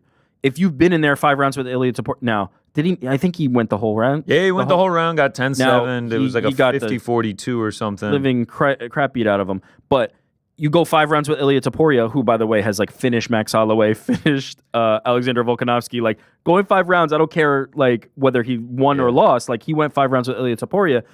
That is a measuring stick if you're Lerone Murphy. That is a guy that if you have his name on your resume, you go, okay, I'm of a certain caliber now that people did not know I was of before. I'm able to stake claim that I am now upper echelon. And I think that's a great thing for fighters to have, to be able to make that point of comparison. Yeah, I think that's another point in favor of Josh Emmett is the toughness could come into play 100%. here. Because Lerone Murphy, like we saw in the Barboza fight, like he was not able to get him out of there, and I don't think he's going to be able to get Josh Emmett out of there. And if that's the case, going 25 minutes with Josh Emmett is not an easy task. Well, you're giving him that many more opportunities to land that shot. And we even saw in the Ilya Topuria fight, even as bloodied and battered as he was, he is still walking forward trying to finish that fight. And so, yeah, we're gonna potentially learn something about Lerone Murphy when it comes to that. But I just feel like, especially the fact that like Dan Ige proved that like Lerone Murphy can get dropped, like he can get hit.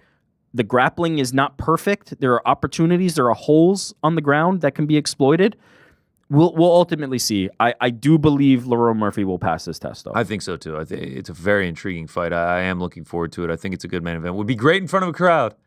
But that's asking for too much. Let's go to the co-main event. Quick update. CC0 update. Let's go. CC0 or CCO, yeah, like Josh CCO, Emmett said, pertains to NFTs. So Creative Commons 0 NFT relates to IP rights that have been relinquished, and he just loves the NFTs. Okay, shout out to the NFTs. Doesn't? He loves NFTs. NFT, but not a great nickname, but one of the worst nicknames I've heard. I'm not gonna lie, it's not great for the ball. Should we change our pound for pound to just worst nicknames right now? Number 1, CC. No, I'm just kidding. The NFT bubble kind of popped, huh? Yeah, when did he change his name? I'm curious. Did it happen in the middle of that and we just didn't know? I have a friend who will remain unnamed. Who, me? No, not Helwani, you. But a friend that will remain unnamed that got real into NFTs. Now, are we talking like spent a lot of money? Spent a lot of money. Any return on that investment? Got a drawing of a camel. There wasn't much return on any return on investment. No. There's not going to be any. Oh boy! But they own the digital camel. They own the digital camel. There's nothing to do with it. Sorry, they don't own a digital camel. They own a digital drawing of a camel. Actually, correct. Yeah, they don't actually own a digital camel. Those just never made a ton of sense to me. Yeah, me neither. There's probably some big brain listening right now that's like, dude, I made so much money off of those. I have some NFT like Panini UFC cards. Yeah, you remember like Top Shot with the NBA? Yeah. I have the They still do that? UFC equivalent of that. They still do? I think I have a Habib. I don't think I have a. I think I have a Habib. I might have a Habib. A common one. I bet that's worth a lot. Yeah. Oh, yeah, here we go. Yeah, Top Shot's still a thing, I guess. You can buy a highlight. No, this is not a thing anymore. They're showing highlights with no fans in the crowd. Shout out. All right, co-main event. Yeah. Remember? Who was it? Somebody wore the highlight around their neck. Oh, yes. Was it Max? Izzy. Yeah, I remember when this happened. Izzy was wearing the highlight. Yeah. What an era. What a weird time. Is that what we're going to get? Is Meta going to do highlights that you can wear around your neck? 30 years from now, NFTs, I feel like, will be looked on like, why was that a thing? Why was that a thing? But to be fair, we kind of look at it like, why were Pogs a thing? Like, we do that for everything. Shout out to Pogs, getting more why airplay. are you paying money to trade pieces of paper with skulls on them? Well, did you guys know, Pisser Facts of the Week, money is not actually paper. It's 75% cotton, 25% linen. Learned that at the old urinal this week. Shout out to the Yahoo. Shout out to Yahoo Pisser Facts. No joke. I went in the bathroom the other day. There was a guy just standing in front of the urinal reading. It's a good Not using the read. bathroom. And then I'm like behind him, and he's like, "Oh, I'm sorry." And he moves out of the way. I'm like, "Jesus, just go read the one on the stall." I'm fairly I would have certain said there's nothing to apologize for. You're catching up on the Pisser Facts. I get it. Yeah, but I'm fairly certain I did that with On Air Jordan. I was actually sitting there- just about to say, Eric, the other day, I walked into the bathroom. He's finishing up his business, and he just goes, huh? And I was like, what's up? He's like, just reading the facts. Just reading the Pisser Facts. There was another fact this week that I was like, wow, that's pretty interesting. That is not a bad one. I really like the Yahoo Pisser Facts. Yeah, the Pisser Facts. I'm trying to get it pushed to where they officially changed the name, and that's the brand. We should start a Facts. petition. Yeah. All right. Co-main event: Joe Anderson Brito taking on Pat Sabatino. Like we said, it's just the co-main killers. It's a banger. In the Apex. They really have been making hay with like the lesser cards, putting just like two violent studs on there. Brito, obviously heavy-handed, can get submissions. 5 of his last 6 under 2.5. Sabatini on the flip side, 4 straight. Win or lose, have ended by finish. I feel like this one is going to end the same way. I think it'll be chaotic. I think it'll be fun. Yeah, who do you got? Give me Brito. I think so, Brito. too. I know he's the favorite, but like I just feel like he has more paths to victory, and Sabatini is pretty sub-heavy when he does get finishes, but I feel like Brito's got the ground game to survive. I was going to say, though, like, would you be shocked for Pat to just snatch up a sub? No, because that's what he does. He just finds these... I mean, in the co-main event of an Apex card, anything can happen. Everyone knows that. In the co-main event- Should we make that like the slogan? Yeah, that's the new Apex branding. co-main event, anything can happen. Everyone's always going to be like, whoa, main event, Macy Barber versus Aaron Blanchfield. And I'm going to be like, I don't give a shit. What's the co-main event? What's the co-main? It's going to be like 2 guys that haven't gone to a decision in 18 years. It would be very disrespectful if we just started filling in names now, but we will know that they are bangers. And if you are tracking, you know that the boys in the back love the Apex co-main event. Oh, yeah. I actually turned my TV off after the co-main. I'm just like, all right, solid. Oh, I heard Lerone Murphy won. How'd that look? Congratulations. How'd that go? Oh, 5-round decision? Yeah, sounds cool. The co-main event ended in 42 Somebody seconds. died. Yeah. Yeah, so that one should be good. Let's keep it rolling. Third fight down on the card. Fight down on the card. Cortavius. Are you not entertained? Ramius taking on Chang Ho Lee.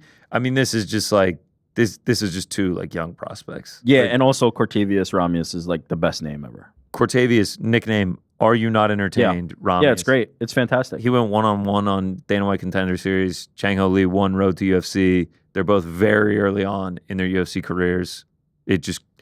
We don't really know much about either of these guys. They're just budding UFC fighters. Why are they the third fight? don't You know. know what? I always say I don't care about card placement, then I get sucked into the conversation. We're just going to move on. Cortavius, Are You Not Entertained? Ramius did fight on North Iowa Fights 18. I wonder if gets a quick finish, quick turnaround to May. He get joins him on us? Des Moines. Just No. saying. What if he just comes with us? Yeah. We got an extra bed, Cortavius. No worries. Shout out. Shout Wait, out. do we have an extra bed? No. Okay. Yeah, it should be a fun fight. Kennedy Nzechukwu versus Martin Budai. This one I feel like goes one of 2 ways. Kennedy gets totally agree. Kennedy gets the striking off and probably starches Martin. Yeah. Or Martin gets some takedowns, works the clinches, and you're like, all right, let's get on the Cortavius Ramius. That's exactly what I think as well. I think it's either just a slog fest and Martin Budai wins by decision, or Kennedy probably gets the shots going and lands something big and puts him down. What are you leaning? I'm going to say Kennedy. I think so too. Budai's 5-1 in the UFC, but like none of the wins are really that impressive. I've been impressed. Like, I know, look, level of competition is obviously important to recognize. Like, we should not just be like, oh, Ovin St. Preux is the same as Chris Barnett or Breshki, right?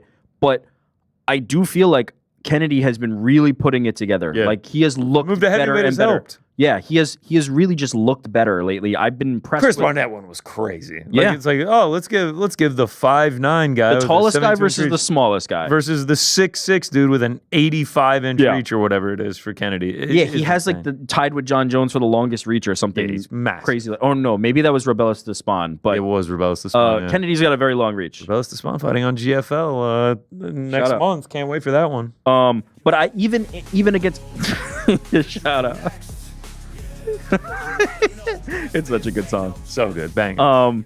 Despite the level of competition, I have seen the improvements in the game, and I've been really impressed with like the version of Kennedy that we're kind of seeing. So I expect him to win.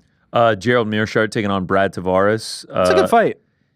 It's just like the most middleweight Apex fight of all time. Like it feels like these guys have fought 87 times. That's right. This being their first. Like, that never happened before. Yeah. Oh, that didn't happen. This does feel like what before this new era of the co-main killers would be the. This would have been the co-main. Like Brad Tavares is 1-4 in his last 5. Gerald Mearshart 2-3 in his last 5. Just like a get right spot for one of them. Could be entertaining. Brad Tavares has like an iron chin. GM3 usually finishes by sub. Tough as nails as well. So like insanely tough. You know these guys are going to come in and put on, and we'll see what happens. I expect Brad Tavares to cruise in this fight, but it still goes one of two ways. He's either going to cruise, and that's the end of the story, or he's going to cruise, and then in the third round, GM3 is going to sub him because that's what GM3 does. I mean, it actually is ridiculous. Gerald Mearshart, he has 29 wins by submission. Not as impressive as I thought. Only 4 by third round. I thought I was about to see like 12. Yeah, but even what you're thinking of, what you're also accounting for is sometimes, even though it's not in the third round, it's still a comeback. Yeah. Because like in the first or second, he's getting his ass completely destroyed. Like he's getting beat the hell up, and then he still comes back to do it. So even though it's not like buzzer beater or late submission, he has plenty where it's like, oh, that guy almost got killed, and then in the second round he subbed him or something crazy like that. It's also crazy to see 12 wins in the UFC, 11 coming by way of submission. Yeah, no, he is.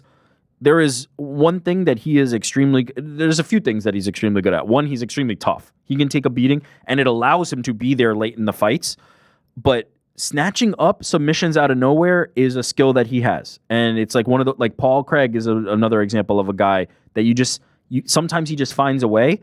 GM3 finds a way. He finds a way to win fights, and often it's by just some like Hail Mary type submission thing. Actually, Hail Mary is not even fair to say. He's extremely technical. He's extremely good.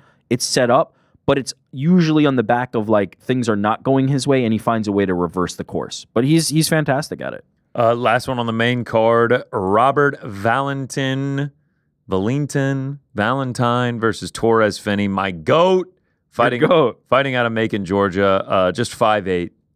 Fighting at middleweight, but he is undefeated. Jacked to the gills. Had to fight 3 times on Dana White Contender Series. Dana just didn't want to give him a shot. Everyone's always first. like, man, Bo Nickel had to fight twice. Torres Finney, the actual middleweight GOAT, had to fight 3 times just to earn his spot.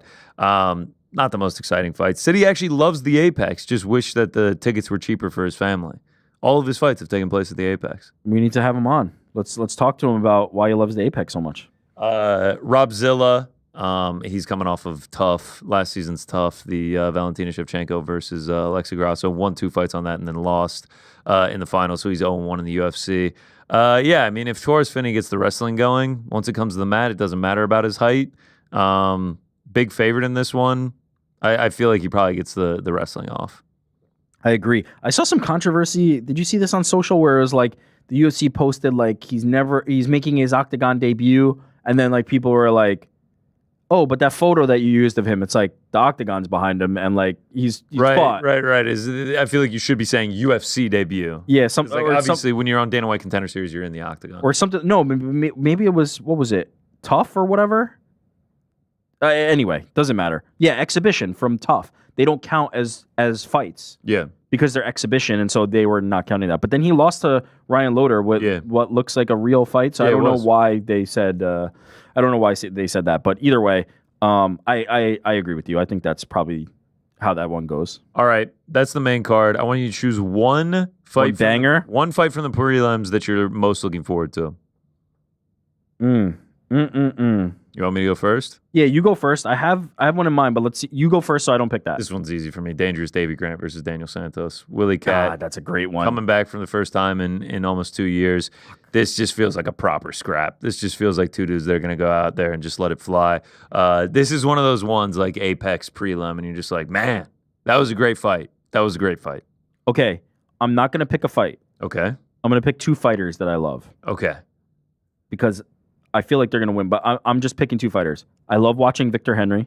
Oh, love watching Victor Henry. Love watching Loma Lookboonmee. Victor Henry, when he made his debut against, I believe it was Helwani Barcelos, as like a plus 500 underdog, and he was able to pull off the victory. Like, always been a fan since. Loma Lookboonmee. Very aggressive female fighter. Love watching her fight. Minus 700. You have a minus 700 Loma Lookboonmee and a minus 1100 Dione Barbosa. Oh, boy. What could possibly go wrong? What could possibly go wrong? There's some names, there's some fun stuff on this card. It feels like the Apex has just settled into this groove of like, yeah, we're going to put on some scraps. They're going to be great. And then great relative. They're going to be like we will have fights. Yeah. There will be UFC fights. There will be fighters wearing UFC gloves, and it will count towards their official UFC record this weekend. Yeah, there's the prelims. Ode Osborne should be good. Always fun to watch him fight. Davy Grant, Daniel Santos. That's my prelim scrap of the night. Reese McKee back, taking on Daniel Grant Franzo. Is a wild man. Yeah, this is... How about these graphics? Look at that. Yeah, shout out to the graphics. More prelims. Loma Lookboonmee versus Estela Nunez, Victor Henry, Pedro Falco. Vanessa Demopoulos. That's your coin flip fight of the night. Minus 110 each way. What are we leaning? What is it, stripper jitsu? I don't have a pick. Do you have a read? I don't have a pick. All right. That's the curtain jerker. I don't need to be involved. I do not need on Tapology, they had Loma as the curtain jerker. Maybe I'm wrong. Oh, am I wrong? Did they move up Vanessa? Did they move up Vanessa? I don't know. This is the other thing. I don't know who to believe anymore. Yeah, Loma and then Vanessa. Okay, so Loma is the what a way to start that card. Shout out to Shout out. I love a Loma fight. As well. 6 p.m. start on Saturday. That's tough. Could have pushed that up. Could have just done 4 guys. It's tough. Yeah, we could have just done 4. But yeah, we got UFC fights this weekend. Main event is going to be great. Co-main killers is going to be great. And then 314 to look forward to next week. But that is next week, and we will talk about that then. We still have more fights to talk about. PFL kicks off their first edition of this new world tournament style tonight. So no more season. We're not going to do the 6 points for a first round finish, 4 for a second, none of that. Then you get to the tournament. We're just starting with the tournament format from the jump. Win in advance. Win in advance, which I actually like. I like that they got rid of the season. If you're going to do the tournament, do the tournament. $500,000 to the winner now instead of the $1 million. Don't love that. It kind of loses a little bit of its allure. But I do like that it's just like, tournament is underway. May the best man win. 8 fighters. It's not going to be too long. It's not going to be too big. It's going to be concise. And we will find out who's the best in each weight class. Totally agree with you. We did time on this when the announcement was made that the purse was getting cut, the prize money was being cut. But do think about the fact that they are not having to go through the grind of that season, then ultimately do a playoff on the back end of that, and then the money is waiting on them. This feels like a much smoother path to it, less fights. I understand why maybe the prize money is cut, and it makes sense to me.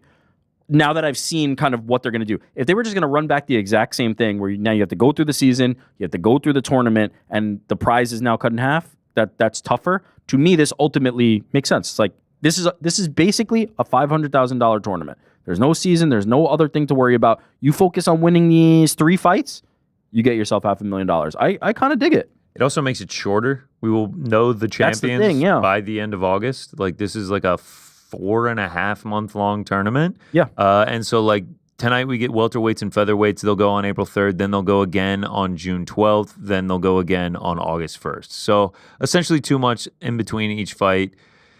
The brackets are not bad for either of these divisions, man. I mean, this is a nice... They're starting strong here. Yeah, this is a nice card to start with. I also like that it's just an 8-fight card. Doesn't have to be too crazy. The only thing that I'll say is that it's slated to start at 8 o'clock. which you'll do 4 fights, and then 10 o'clock main card start, which I'm assuming is another 4 fights, slotting 30 minutes for each fight. Something that always concerns me is PFL's pacing, but I do love the fact that it's just an 8-fight card. I like the fact that they're doing it on Thursday, I'm not going to lie. Yeah. Don't go up against the UFC. Never go up against the UFC. And I like the mixture of PFL and Bellator really utilizing their roster. Like, you got Jason Jackson in the main event tonight. Yep. Koreshkov is a guy that, if you're a longtime Bellator fan, you will know that name as well. You know, Adam Borix too. He was 9-2 in Bellator. 100%. Logan Storley. Yep. Like, these top 4 fights, honestly, every fight, like, I'm kind of looking forward to. Like, Nathan Kelly has spent time in both PFL and Bellator. He's got like 9 fights between them. Really, it's like, other than the Giannis Bakar and Masayuki Kikirui fight, I know pretty much everyone on the card. Like, you got Gabriel Braga, the Mukmamed Burkamov fight is good, and then the top 4 are great. Yeah, these are fighters, if you've been paying attention to their promotion, you will know them. Or if you have not, I think these are good names to expose them to, because these are some of the higher end athletes that they have on the roster. So I think they're smart in the way that they've started this off. Fight you're most looking forward to tonight? I'm going Jesus Pinedo versus Adam Boric. That one's going to be sick. I feel okay. Maybe I'm biased because I was picking Koreshkov to win this whole thing. Okay. Koreshkov and Jackson to me is like... I got Jackson. I know, and I feel like most people do, and I feel like... do we have odds on this yet? Oh, yeah. So that's actually one thing that I wish they were doing. I think they have a partnership with DraftKings or someone. It would be great if they had futures on these tournaments. That would win the whole thing. Oh, that would make it so interesting, in my opinion. I think that would be electric. Maybe they have them, but they're not available here? Yeah, maybe, but I haven't seen anyone mentioning the odds for it. I mean, futures in MMA is just like a difficult thing. Mm-hmm. It's just kind of a weird line to walk. But yeah, I don't see anything right now. But I think that would be an excellent idea if, obviously, odds makers have to do it and books have to. I also feel like, as opposed to the old format, it makes a lot more sense, right? Because if you're somebody and you take a future, they go to the season, they get hurt, or they don't qualify, now all of a sudden you're sitting on a wasted ticket. This, much like, you know, the NCAA tournament that's happening right now, bracket, you know the path, give me this person and let's see if they can win. I like that. Right now, Jason Jackson sitting minus 230, Koreshkov sitting plus 190. It makes sense. I'm backing the dog. I think he's going to take this all the way. I love it. Wow, all the way. Movlid against Jeremy Kennedy, massive favorite, minus 800 to Kennedy's plus 550. That feels a little steep. Just with the way Movlid fights, like he goes to mostly decisions, and like sometimes they can get kind of dicey with how close they are. He does, but he's also kind of explosive when he needs to be, right? We've seen all the flying knees, especially the one against Damon Jackson, I think, was the one that like really was insane. But sometimes it is a bit of that wrestling. I do ultimately think, though, that's the path to victory, right? If you want to keep Jeremy Kennedy from getting his offense off, you want to stifle him in that way. That does feel like a steep line to me. Although that said, I've got Movlid as my champion. Actually, can we look at our brackets? Let's look back at featherweight first. Another like fascinating matchup. All right, so this one's mine. Look at New York Rick's picks, the official branding. Look at this. This is sick, dude. Beautiful. Oh, so you got Boric going all the way to the finals. So he's actually a slight dog to Pineda tonight. I know, and I really think Pinedo's like everybody in this bracket. I think is really good. Yeah. Like this bracket is one of those that I look at, and it might be like one of my favorites of the tournament. That I'm like, yeah, everybody in these fights is great. Braga versus Pinedo, if they get to that fight, that's going to be a banger. Boric versus Braga, that could potentially be great. As we said, Movlid, Nathan Kelly. I've got Kelly advancing.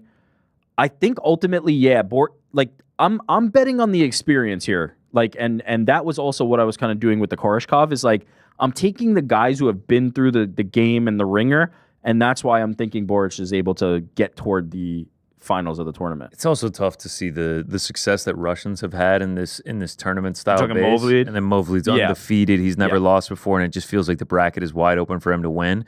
What are my picks? I know I have Movlid winning it. I have Pinedo I've had Braga, which I feel very strongly about the Braga pick. He is currently sitting at minus 550 to Dupras's plus 400. Yeah, we basically have the same bracket, except I have Boric going down that path and you have Pinedo. Nathan Kelly is a slight dog. Nathan Kelly is a slight dog against Takyun Kim. He needs the I mean, I like Nathan Kelly in that one. I think he gets it done. But it's a fascinating style. That's a strong bracket. It's a strong bracket. Welterweight, if we could take a quick look at that, can we talk about the biggest break of the tournament? Logan Storley was supposed to take on Magomed Umaladov. Was a plus 250 in that one. Was, right? Logan was a plus 250. Now he takes on Joseph Luciano, a minus 375. Yeah. And like it just feels like the bracket is open with the Giannis Bakar and the Masayuki Kikirui fight. It just feels like he's going to be a favorite. If he gets past Luciano tonight, he'll be a favorite in that one as well. If Logan Storley does not make it to the final of the tournament, it was something went massively wrong. There was some kind of blunder. And then Berkamov, also a massive underdog. I think we both have him against Thaddean 8-0. But I think Berkamov gets it done. And then Jason Jackson is where we differentiate. I actually have Jason Jackson winning the entire thing. One of us will lose. One of us will tonight. lose our winner come tonight. Because I as I said, when I was talking both about, have Storley in the final, man. It is wide open for Logan Storley. I think the experience, man. I just look. I think Jason Jackson is extremely talented. To beat Amasov, like you're a guy. You're like a real dude. But there's something about just like how many times I've seen Koreshkov just like get in there and go to war with people that I feel like is built for a tournament like this. And I think he'll be ready to go. And so I could have like all over my face. He's a big dog. I could look like a clown. They'll roll back this footage.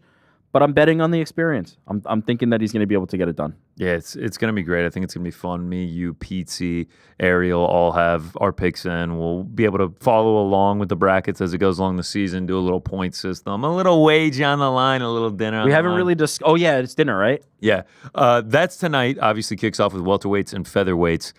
What bracket, beyond the two that we just looked at, are you most looking forward to? That's a great question. Let me look back at these right now. Mine's a no-brainer. I'll okay, kick you it go off. first while I look. The lightweight bracket. It's just kind of like similar to the UFC. It's just such a talent depth division throughout all of mixed martial arts, and I think we really have potential to set up. I mean, Alexander Shabley and Gadzi Rabadanov on opposite sides of the bracket is massive. I think that could be a sick final. I think we both have that as our final, right? Yeah, but then you could have Clay Collard against Shabley in round 2. Mark D. Casey, a UFC veteran, could somehow make a run through this, and then Mads Burnell, J.J. Wilson, 2 Bellator guys could potentially make a run as well. It's just like names that you recognize, fighters that put on entertaining fights. You got Brent Premise and Clay Collard both in the first round that could move on. Brent Premise in a tough spot against Shabley after fighting Rabadanov in the final last year. I just feel like this one has the most potential to have sick matchups. Lightweight and featherweight are right here for me. Yeah. But there's one, and it's middleweight. Okay. It's got to be middleweight. All right. Impa versus Fabian Edwards, first round. Sick fight. Off jump. You got Shipman and Silveira. You've got Dalton Rasta on the other side, Aaron Jeffrey. I mean, Sadie Boussi was a PFL champion. Former champ, has been in the PFL since I believe since the start. He's been in all these tournaments. Yeah. Ramazanov, this one's pretty stacked. This one's got a lot of names that you're going to recognize. And also I think there's going to be a lot of competitive matchups here. I've got Aaron Jeffrey going to the final. I could just as easily kind of see Dalton Rasta going to the final. Yeah. It's one of those that I don't know. I don't ultimately know who's I feel like Impa's the best of the field, but I don't think it's by leaps and bounds, and I ultimately don't really know who's kind of going to make it here. It could be a completely different bracket from my bracket, and it wouldn't even shock me. So that kind of surprise factor and the fact that it's all recognizable names who I think have path to victories in all these fights, to me, that's the most compelling. I really like middleweight. Yeah, it's going to be interesting, and I like how the schedule is moving along for them. I mean, you got the 3rd, the 11th, the 18th. You take a couple weeks off, May 1st, and then it's just going to restart. It's almost like legs of Champions League. Like you have to wait like a month or two in between each, but they keep you entertained by like the 3rd, the 11th, the 18th, May 1st. All right, so now you've done the 4. Now you only have to wait 5 weeks until the semifinals start up, and then that goes. And then you have to wait another 4 weeks, and then the World Championships start up. Yeah. I also kind of like that we're spreading out the World Championships across 3 cards. Yeah, I really did like it. Upon induction, I really loved the idea of like, we have this championship night. Every fight is a championship. But ultimately, I think what was happening was like, because it's a tournament, it's not always going to be like the most compelling names, right? It's not necessarily going to be like everybody can invest in every single story. If you didn't follow those stories, these are just random fights on a card. So that idea that it's for a championship doesn't really mean anything because you weren't like following along with the story. By separating it out, I think each of them has a little bit more time to breathe, a little bit more time for you to get invested. The format, I think, works a little bit better. Ultimately, we will see how this compares. You know, like it's easy for us to kind of like forecast this now. Let's see at the end of the season how this ultimately compares. I think these are good changes. I really do believe that the PFL has like found something better here in terms of the tournament. The results will be what ultimately speaks. I like what thought they have put into changing this, and I think this will play better. Yeah, I'm very curious to see how it plays out, and I want to see the fan reaction as well. Something a little bit different. We'll see if it's a success, but that kicks off tonight, Thursday. I like the Thursday cards as well, not going up against the UFC, but we'll see what happens. Don't love the late night starts, and there's a couple Friday ones that are like 11 p.m. kickoffs. I'm also curious as to what it's going to look like at Universal Studios. Yeah, I mean, that's the $1 million question, and that's what inspired our. Actually, it's the $500,000 question, and that's what inspired our pound for pound later today. Yeah, we'll get into that later. Before we do that, let's recap last week from a picks perspective. Parlay Pals, my picks, and then a couple big hitters before we do this week's picks. Let's start with Parlay Pals recap. We win, but we don't get the full odds because Joe Pyfer obviously he had to pull out due to the stomach illness that he got in Mexico. If that's altitude, that's what they always say. So we don't move into the green, but we move that much closer. We're now just down 0.46 units, and hopefully we'll get another win. Still, a win is a win, and that's all the Parlay Pals can ask for. A win is a win. My recap. I won a couple units. Bad call on Dober. Close fight with Pilastri, though. Lupita takes it by UD. And then the Gaudier Medina over 1.5. Looked good until it didn't. Looked good until Medina called on the dogs and got KO'd into the sun. But we still won 2 units, up 46.38 overall. So it'll be all right. And then big hitters. Got to shout out some people from last week. Some of these people just blow my mind with the success that they have. We will start with the man, the myth, the legend, the goat of all goats, Jay Singh. Look him up on Twitter. He turned $1,050 and a $160 free bet. So these are 2 separate wagers. 3 into $55,500. Let's go through the slips here. First one up, and obviously these are very small here, so I will read them off for you. This one is plus 2304. This is a $650 wager to win $15,626. Over 2.5 in the Medeiros Hubbard fight. Under 2.5 in the Emmers Miranda fight. Over 2.5 in the Garcia Paichel fight. Under 1.5 in the Medina Gaudier fight.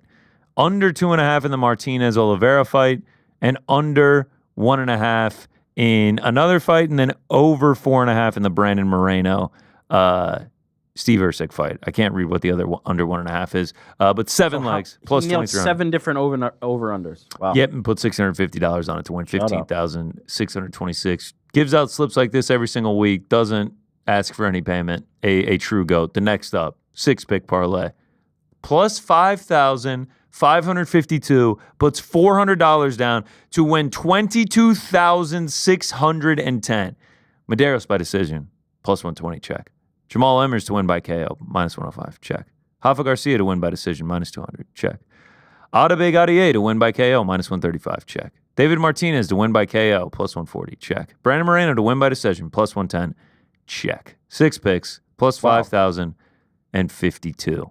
And then That's last impressive. but not least, this is where he used his bonus bet on a plus 10,839 four-leg parlay, $160 bonus bet to get paid $17,343.20. He goes Audebe Gaudier to win by KO in round 1 plus 240, check. Manuel Torres, round 1 plus 200, check. Jamal Emmers to win by KO in round 1 plus 225, check. David Martinez to win by KO in round 1 plus 230, check. Jason, It started with 7 over-unders.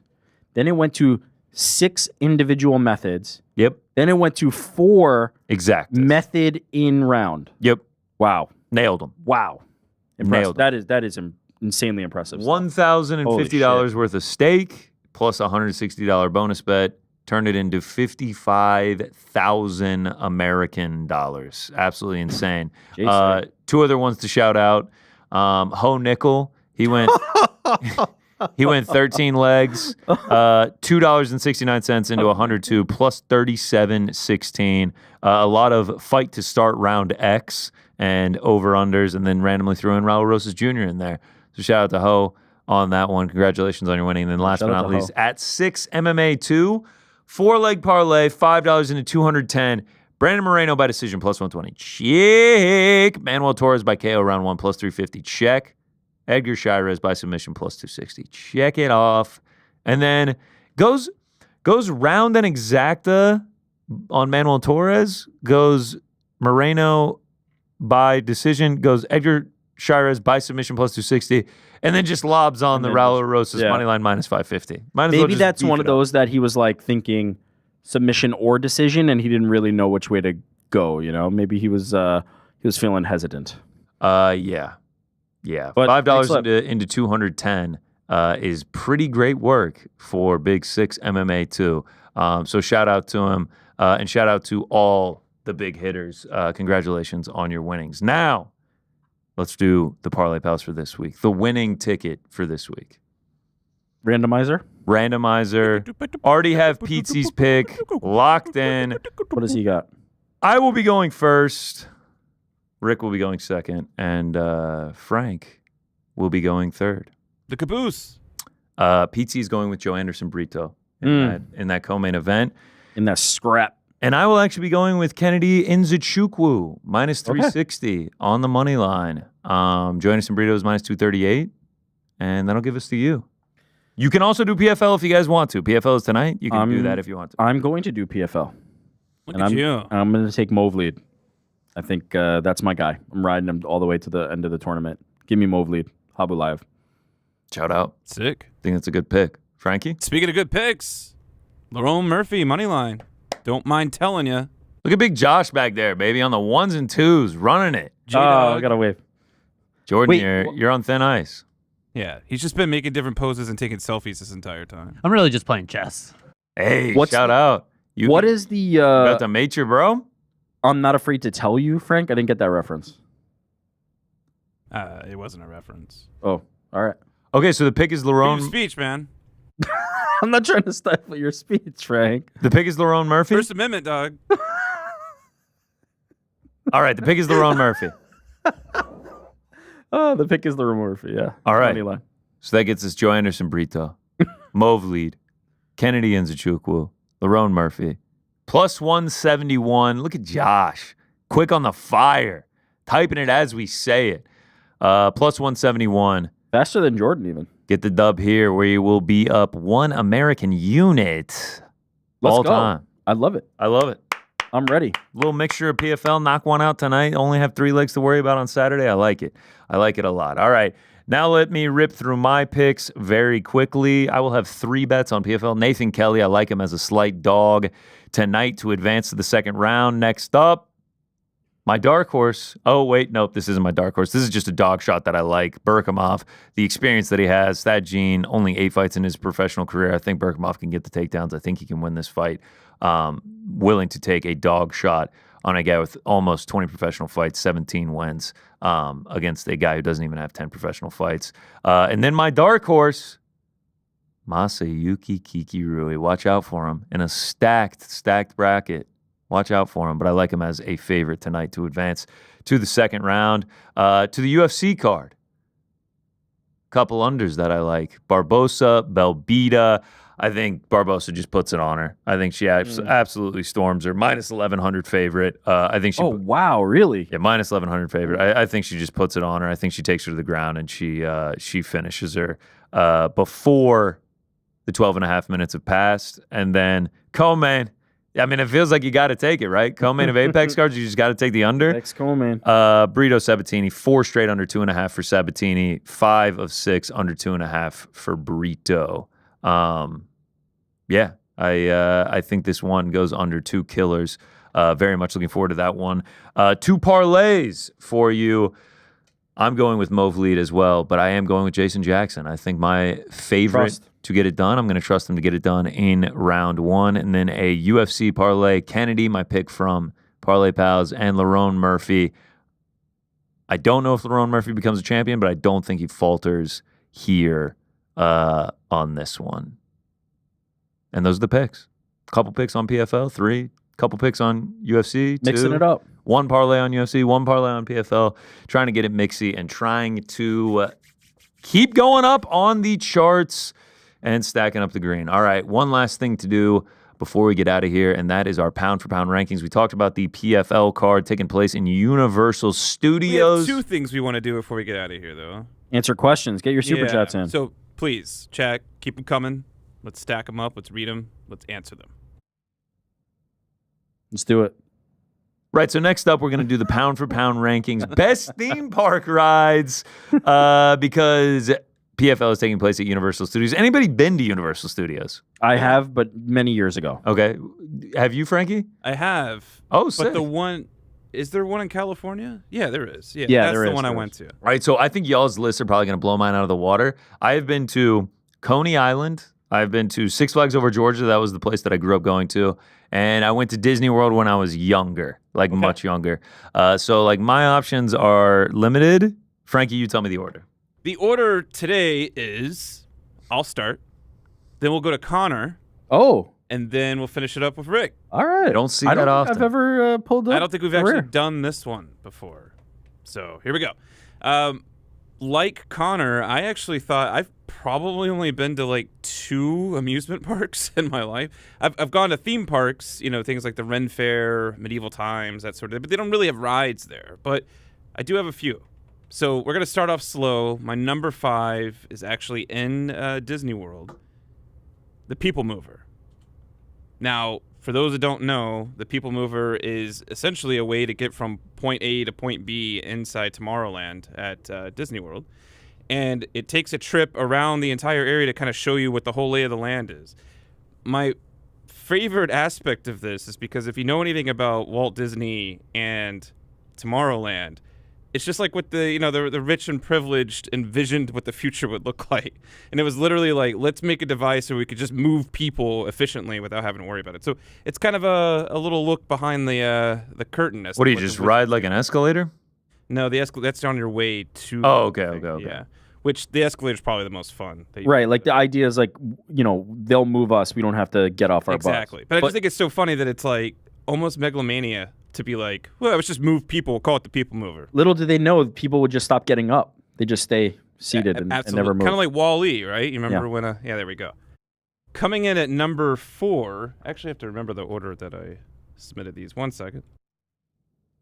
Jordan seemed to help them. This one's back in Disney.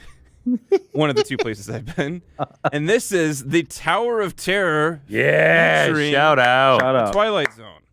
Oh, man, I love this ride. So for those that don't know, because you'll never know because it's no longer open.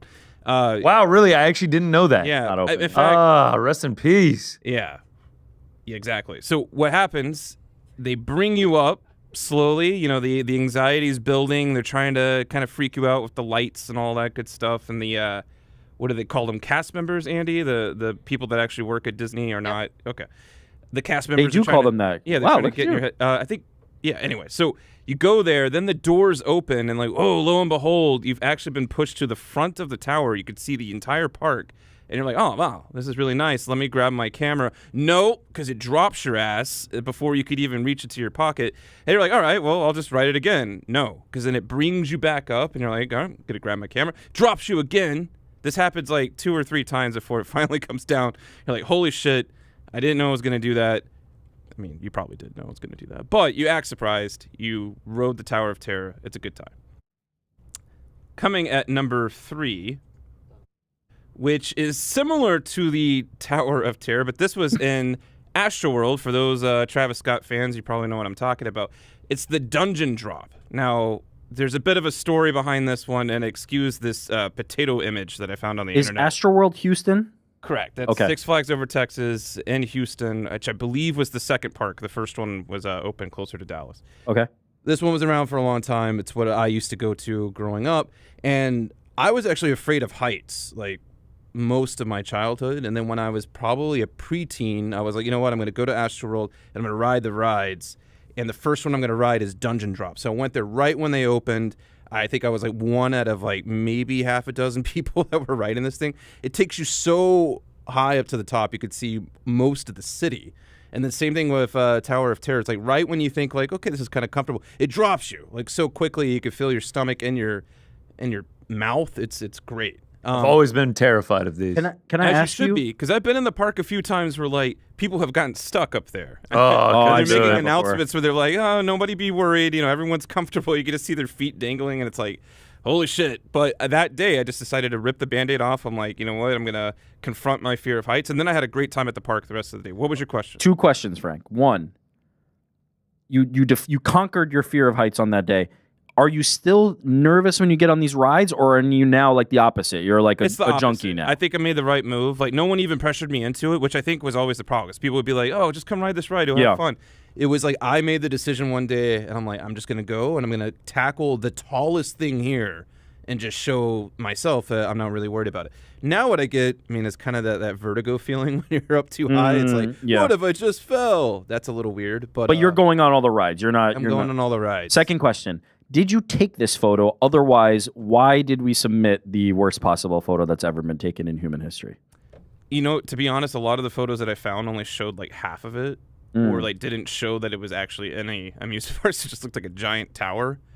Okay. So, and most of the images are from when this thing was still in commission because it's no longer existing. Astroworld has been turned into a parking lot. I will say this ride is a very common ride, even though not specifically this like one with this name. The idea of on the name of Dungeon Drop, man. What are you doing here? Of everybody sitting around the outside and it just going up and down. That's like a very common ride. Yeah, in Georgia it was acrophobia. Yeah, and I think at some park across the country, like a cable snapped and like cut someone's feet off. Yeah, we're not going to talk about that, but that did happen. There always has to be an element of danger. Are we shitting on Dungeon Drop right now? Yeah. No, we're just saying Dungeon Drop has been redone redone and rebranded many different times. It is shout out to Astroworld though. We could have found a picture, is what I'm saying. Okay, keep going. Oh, so I should have found like a picture of another ride that was similar to Dungeon Drop. The same thing. Yeah, the same thing. Oh, okay. I get what you're saying. Coming in at number 2, also from Astroworld, called Grease Lightning. Now, this ride...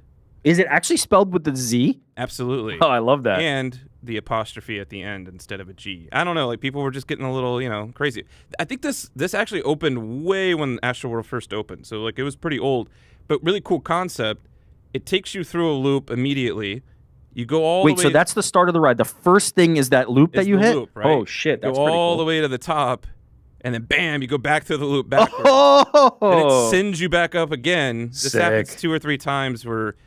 Yeah, it just... that's actually it's pretty to the good. point when Astroworld closed, they moved this to, like, Lubbock, I think, and then they moved it to Kansas. Like, they've been... From what I understand, it might actually be somewhere in New York now, like this same ride. Damn. So, there we go. Love that. And then my number 1 absolute favorite ride that I have ever ridden, and I rode it several times, is the Rock and Roller Coaster featuring Aerosmith. This was at Disney World as well. Went to Disneyland, I think in high school, or Disney World, excuse me. Went to Disney World in high school for a robotics tournament of all things. And first thing we did in the morning, there was no line. I get on this ride. It's all indoors, so I'm like, how bad can it be?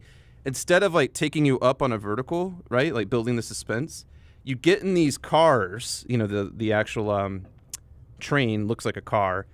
It pulls you back on a spring, like very much like Sonic the Hedgehog, right? And then it shoots you off, and you go inside. The entire indoors is black, like black lights with like neon colors going everywhere. And you immediately go through 2 corkscrews right off the bat. So it's like right before you even realize what's going on, you're going 5 Gs, I think is what I read. Like, it's insane. And the entire time they're blaring Aerosmith with speakers that are built into the seats themselves.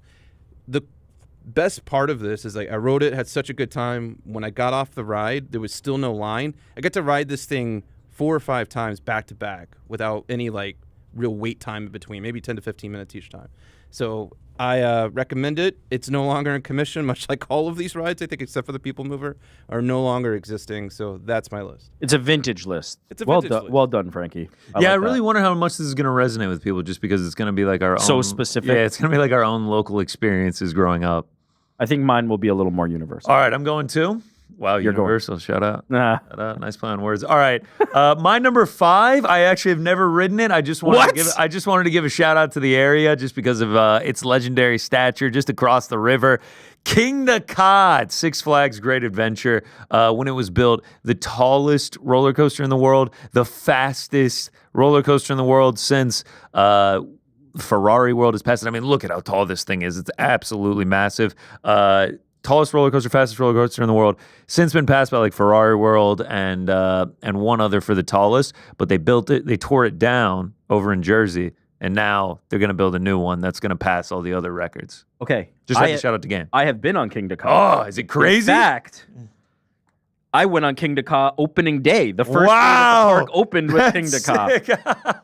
And Great name. I saw somebody go up, a train in front of us, go up on King Dakar and get stuck at the top of King Dakar. Oh my God. And then we had to wait while they got them out on opening day. And then we went and we're fine. I don't know if I would have gotten on if I saw someone get stuck on opening day. I would have been like, man, I wanted to go so bad. Wow. Because of the fact that it was the biggest, fastest coaster in the world. Ultimately, review, not a great coaster. More because like when you look at other roller coasters and you look at King Dakar, it's just like a straight shot and then a straight up and a straight down.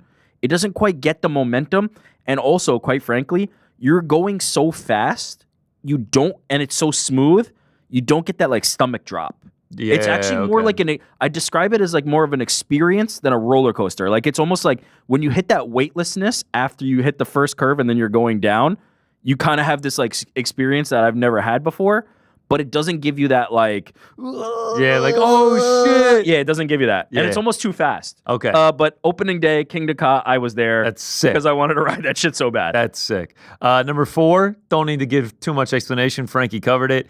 Tower of Terror at Disney World. I actually had no idea that this was gone. One of the first roller coasters I ever rode. I rode it with my dad, rode it with my brother. Pretty crazy. Grew up watching The Twilight Zone. Shout out. Tower of Terror. Number 3, another local legend, the Cyclone down on Coney Island, opened in 1927. One of the most iconic, one of the most famous in the world. Look at how old that picture is. The only thing is, this thing will beat your ass. It is an old wooden roller coaster. It shakes you around. Your knees are banging. Your head's getting shaken around. But that's kind of the fun in it. When did we do it? When did you go? Summer of 2022. Did the Nathan's hot dog eating contest. Oh, man, that's a day. Spent the day. Then went back to my apartment. Did a big pregame with a bunch of friends. Then we went back down. Went to a Brooklyn Cyclones game named after the roller coaster. And then we rode a bunch of rides. You did the Coney Island, the full Coney Island experience. Wow. Shout out to it. Shout out for to you. Number 2. If you're from Georgia, if you're from the area, this is an absolutely legendary coaster. If you're fortunate enough to get on it, it's something you can put on your resume. Deja Vu at Six Flags over Georgia. Very similar to what Frankie had. You go up and you shoot up one of those towers, right? Like you're facing forward and you go all the way up. It brings you up to the top and then it drops you and you do it backwards. And then you go up the other tower and now you're, and it was one of those ones where your feet are hanging, sort of like the one in Georgia was Batman. Like your feet are hanging. That is the Batman ride at Six Flags in Jersey as well. Yeah, I think that might just be like a chain one. And then you would go and it would go backwards the other way and now you're facing down. And when you go the other way, you're facing up. The thing is, it was scary. It was scary as hell. I did my friends had to drag my ass on there. It was the thing that made it also even scarier, it was always closed for like maintenance, repairs, things were wrong. And like you would just randomly go growing up and it would be like, dude, Deja Vu's open today. It's like, oh shit, I don't even really want to ride it. It's like, nah, we're riding it. It's open. This is our one chance. Has since been closed, but Deja Vu, legendary coaster at Six Flags Over Georgia. Coaster. And then I finish with another Six Flags Over Georgia. That's the theme park I went to when I was growing up. Goliath, the biggest, the baddest. It's like a 200-foot drop. Okay, so this is the train cars. Yeah. And if you look and you see, because there's no loops, it's just massive, massive hills and drops, and you get up to like 85 miles an hour or something like that. If you see the belts, like it's just like this thing that they put on your lap. Oh yeah. Okay. I sat front row just like that on the outside edge where that woman on the left is sitting there screaming. The guy came by to check it, and he clicked it, and he pushed it down really hard. Yeah. So it was really tight. And I was like, all right, that's fine, but like this is pretty tight. Now, if we can go to the other picture we have here, you go all the way up that. That is the opening hill, and then you just do this like straight down vertical drop. It's massive. That looks like a very tall one. Very, very tall. It was like a big deal when it opened in 06. It was one of the tallest coasters in the country.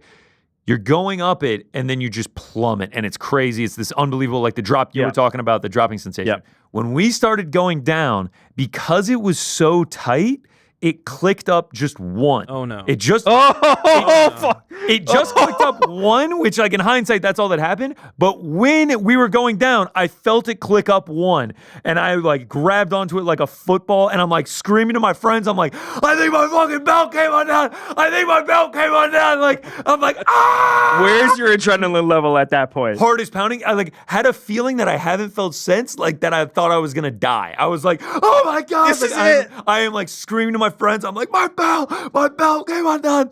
And it was like the scariest thing ever. I haven't ridden it since. That's how scary it was. Now that you survived, though, you have to admit that was probably the best roller coaster of your life. Oh, it was crazy. It was crazy. And also, like, I got back and I was like, dude, the thing. And he's just like, oh, like, I may have clicked it too tight and it just clicked up, like, to one more. You're like, yeah, thanks, yeah, bro. dude. Figured like, that out. Oh, it's terrifying. But yeah, Goliath. Shout out. Wow. So far, I'm very impressed. This is a great list. I will say, you know, the Willem Dafoe meme. I'm something of a roller coaster man myself. You know, I'm a little bit of a roller coaster guy. All right, we're gonna keep this family friendly to start. Let's just say that. Okay. You walk into the park, whether it be the carnival, whether it be the amusement park, you see these bad boys, you're there. Bumper cars number 5. This is my speed. This is quintessential amusement park. You just get love ramming people. I want to just ram into people, whether it be my friends, whether it be my family, whether it be strangers that I've never met. We're going to battle in these cars. Maybe it's like from my love of like Fast and Furious and like racing movies and cars from back in the day and all these things. Bumper cars they just speak to me. I feel like a ride? Yeah, what do you mean? Yeah, Is it a ride? Yeah, of course. You have to wait online to do it just like any of the other I rides. would say not this a is an ride. attraction, but I love it. I kind of lean Jordan attraction, but it'll this play. counts. It's a Come on. ride. It'll play. It's a ride. It's definitely a ride. You're riding in the vehicle. Not a very good ride, If we're but a gonna ride. be that, all right. Look, you know what? The rest of these will count. So if you're gonna ding me on that, this will play. this plays. Bumper cars are sick. I love bumper cars. To your point, I just want to get in there and smash people. I just want to get in there and let's go to war with these cars. It's fun. You get whiplash. It's great. All right, number 4. This one's more traditional. Guardians of the Galaxy Cosmic Rewind. This is at Disney World right now when I went with my family. So even though this might be a rendering, but it is a very like full screen, almost like sphere-like. You're in a place that has these digital effects around, and it is just fully immersive. You're flying through space. Kind of like a Space Mountain. It's like Space Mountain for a crazy new generation. Okay, like sick.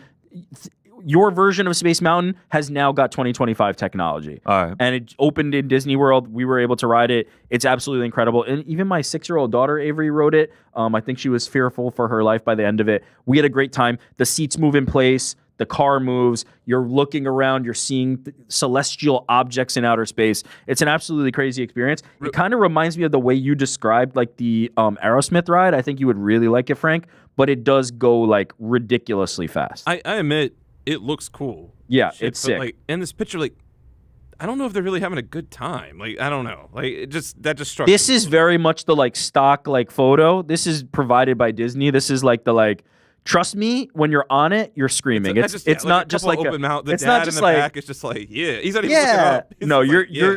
you're gonna be grabbing onto something. All right. It's absolutely incredible. Highly recommend. Great ride at Disney World. Number 3, another carnival ride. Another one that you can find at amusement parks and carnivals, but staple, must do, Gravitron. Holy shit. Shout out to the Gravitron. Do you know what the Gravitron is? Oh, and you stick to the side. Oh, boy. It spins. Oh boy, you jump on this bad boy. You see it, it's the flying saucer shaped thing that you get in. This guy's standing. Did you do this when you were? No, I no. did this. Oh, that's Me and my crazy. boys used to get up on, so you can see the people like clinging for life. Yeah, that then was you see me. the one dude who's just standing there like, I don't think this he thing survived. don't affect me. I mean, shit looks like you having like you are just like paralyzed up against the wall. That's what it is. If you don't know, the force of it, Centrifugal force. the centrifugal force, because of it, is pushing you to the wall, so you can do things like this gentleman is doing and standing up. This is a lunch loser if you're, if you got a weak stomach. Yeah. this is not the one to go on because it's pure just spinning in place. But the force is crazy. Love it. Must do it. I haven't done it in a few years. I wonder as I'm getting weekend? older and older and older, I maybe couldn't do my it. stomach I'm too old. I might don't not think be I able can to do take it anymore. I do love it. Gravitron is a staple. Number 2. This one means a lot to me. This one means a lot to me. let's hear It's it. one of my favorites. It's been mentioned actually by one of you. And in fact, it's been mentioned by both of you. It's the Tower of Terror. Shout out to the Tower of Terror. Now, here's an of important Terror. fact.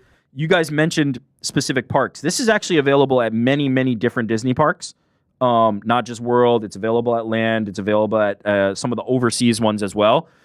There are variations, but as Frank described, it is you think you're safe and it's a perilous drop to the bottom. Then you're going back up. Then you're dropping. What I love about this ride, in comparison to many others, is not just the ride itself, which up and down vertical movement, incredible. Like I think that's a great format for a ride.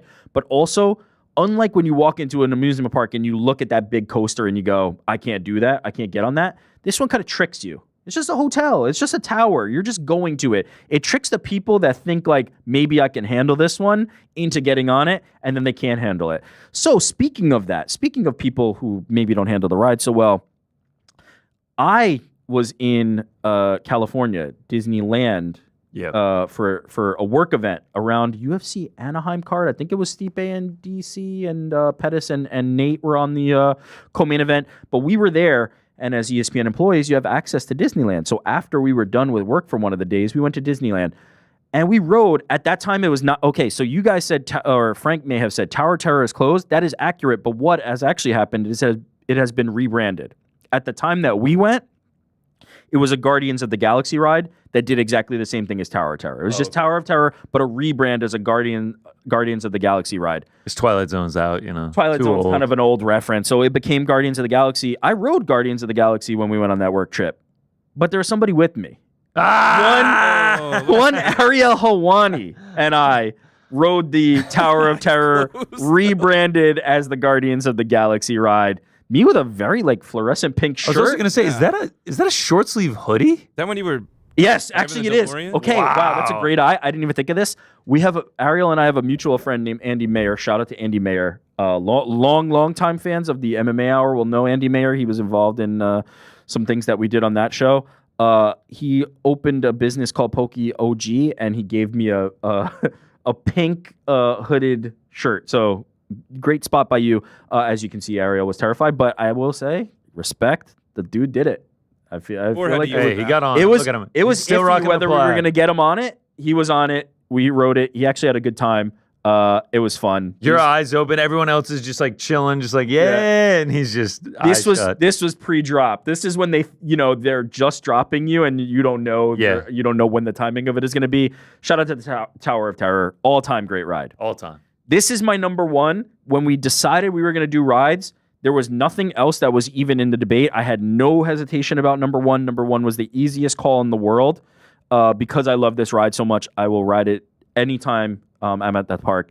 That is El Toro, Six Flags Great Adventure over here in New Jersey. Oh my goodness. Is this wooden? This is wooden. And all the rides that we've been showing and looking Batman's at, Turn. you got a lot of the steel rides. Oh, like yeah. when you talk about the heights, by the way, that's King Dakar in the back over Oh, there. El shout Toro out. is next to King Dakar. Shout out King Dakar. when you talk about these rides, a lot of the modern coasters are steel because you can just build them a little bit stronger. You can get a little bit higher heights.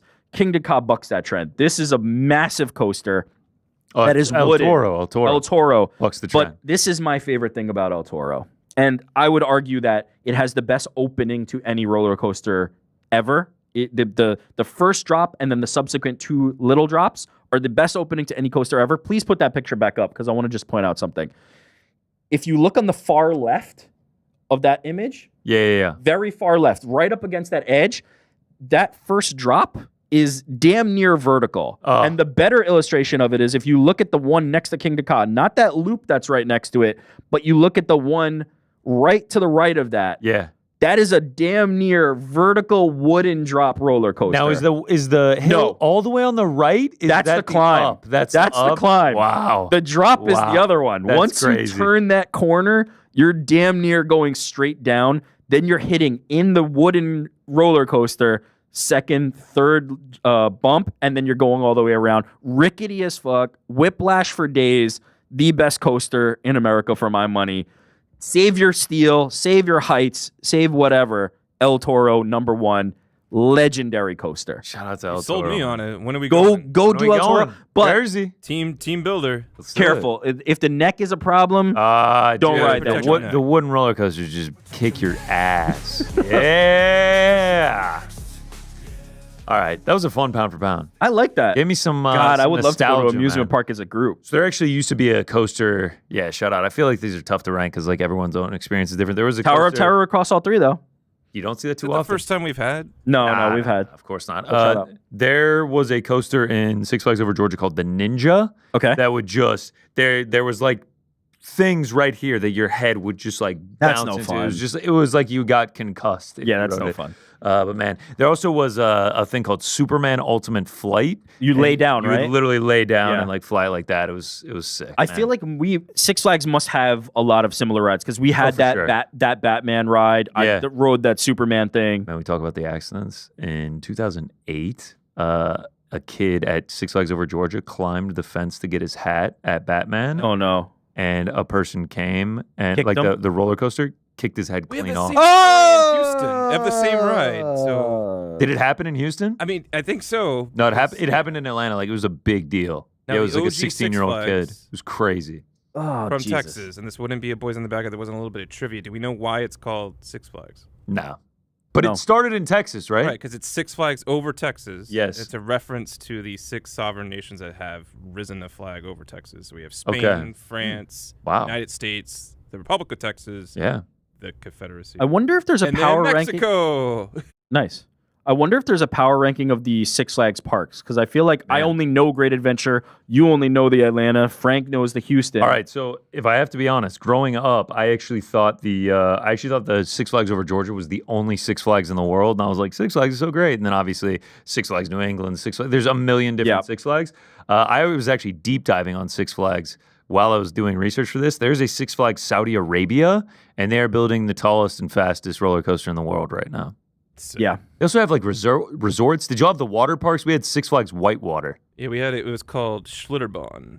What was ours called? Six Flags Rapids? Schlitterbahn? It Something? was Schlitterbahn by Six Flags. Oh, okay. They also have they have resorts that you can go stay at the hotels. The crazy thing about Schlitterbahn is they had a lazy river that connected all the slides together. Roaring Rapids was our name. Yeah. They always have the So name. you just stayed in a tube, and then if there was a ride you wanted to get on, you just kind of fan yourself over to a conveyor belt. It's like this is very much like Wall-E. They never quite held up for me. If I'm gonna go to the park, I'd rather go to like a separate water park another day. Let me lock in on my Six for Flags. sure. like They were separate roller parks coaster. Definitely for separate, us. yeah. There was no maybe they were for us too. But I was more of a roller coaster. Strap me into El Toro and let's go. Yeah. All right. Super chats.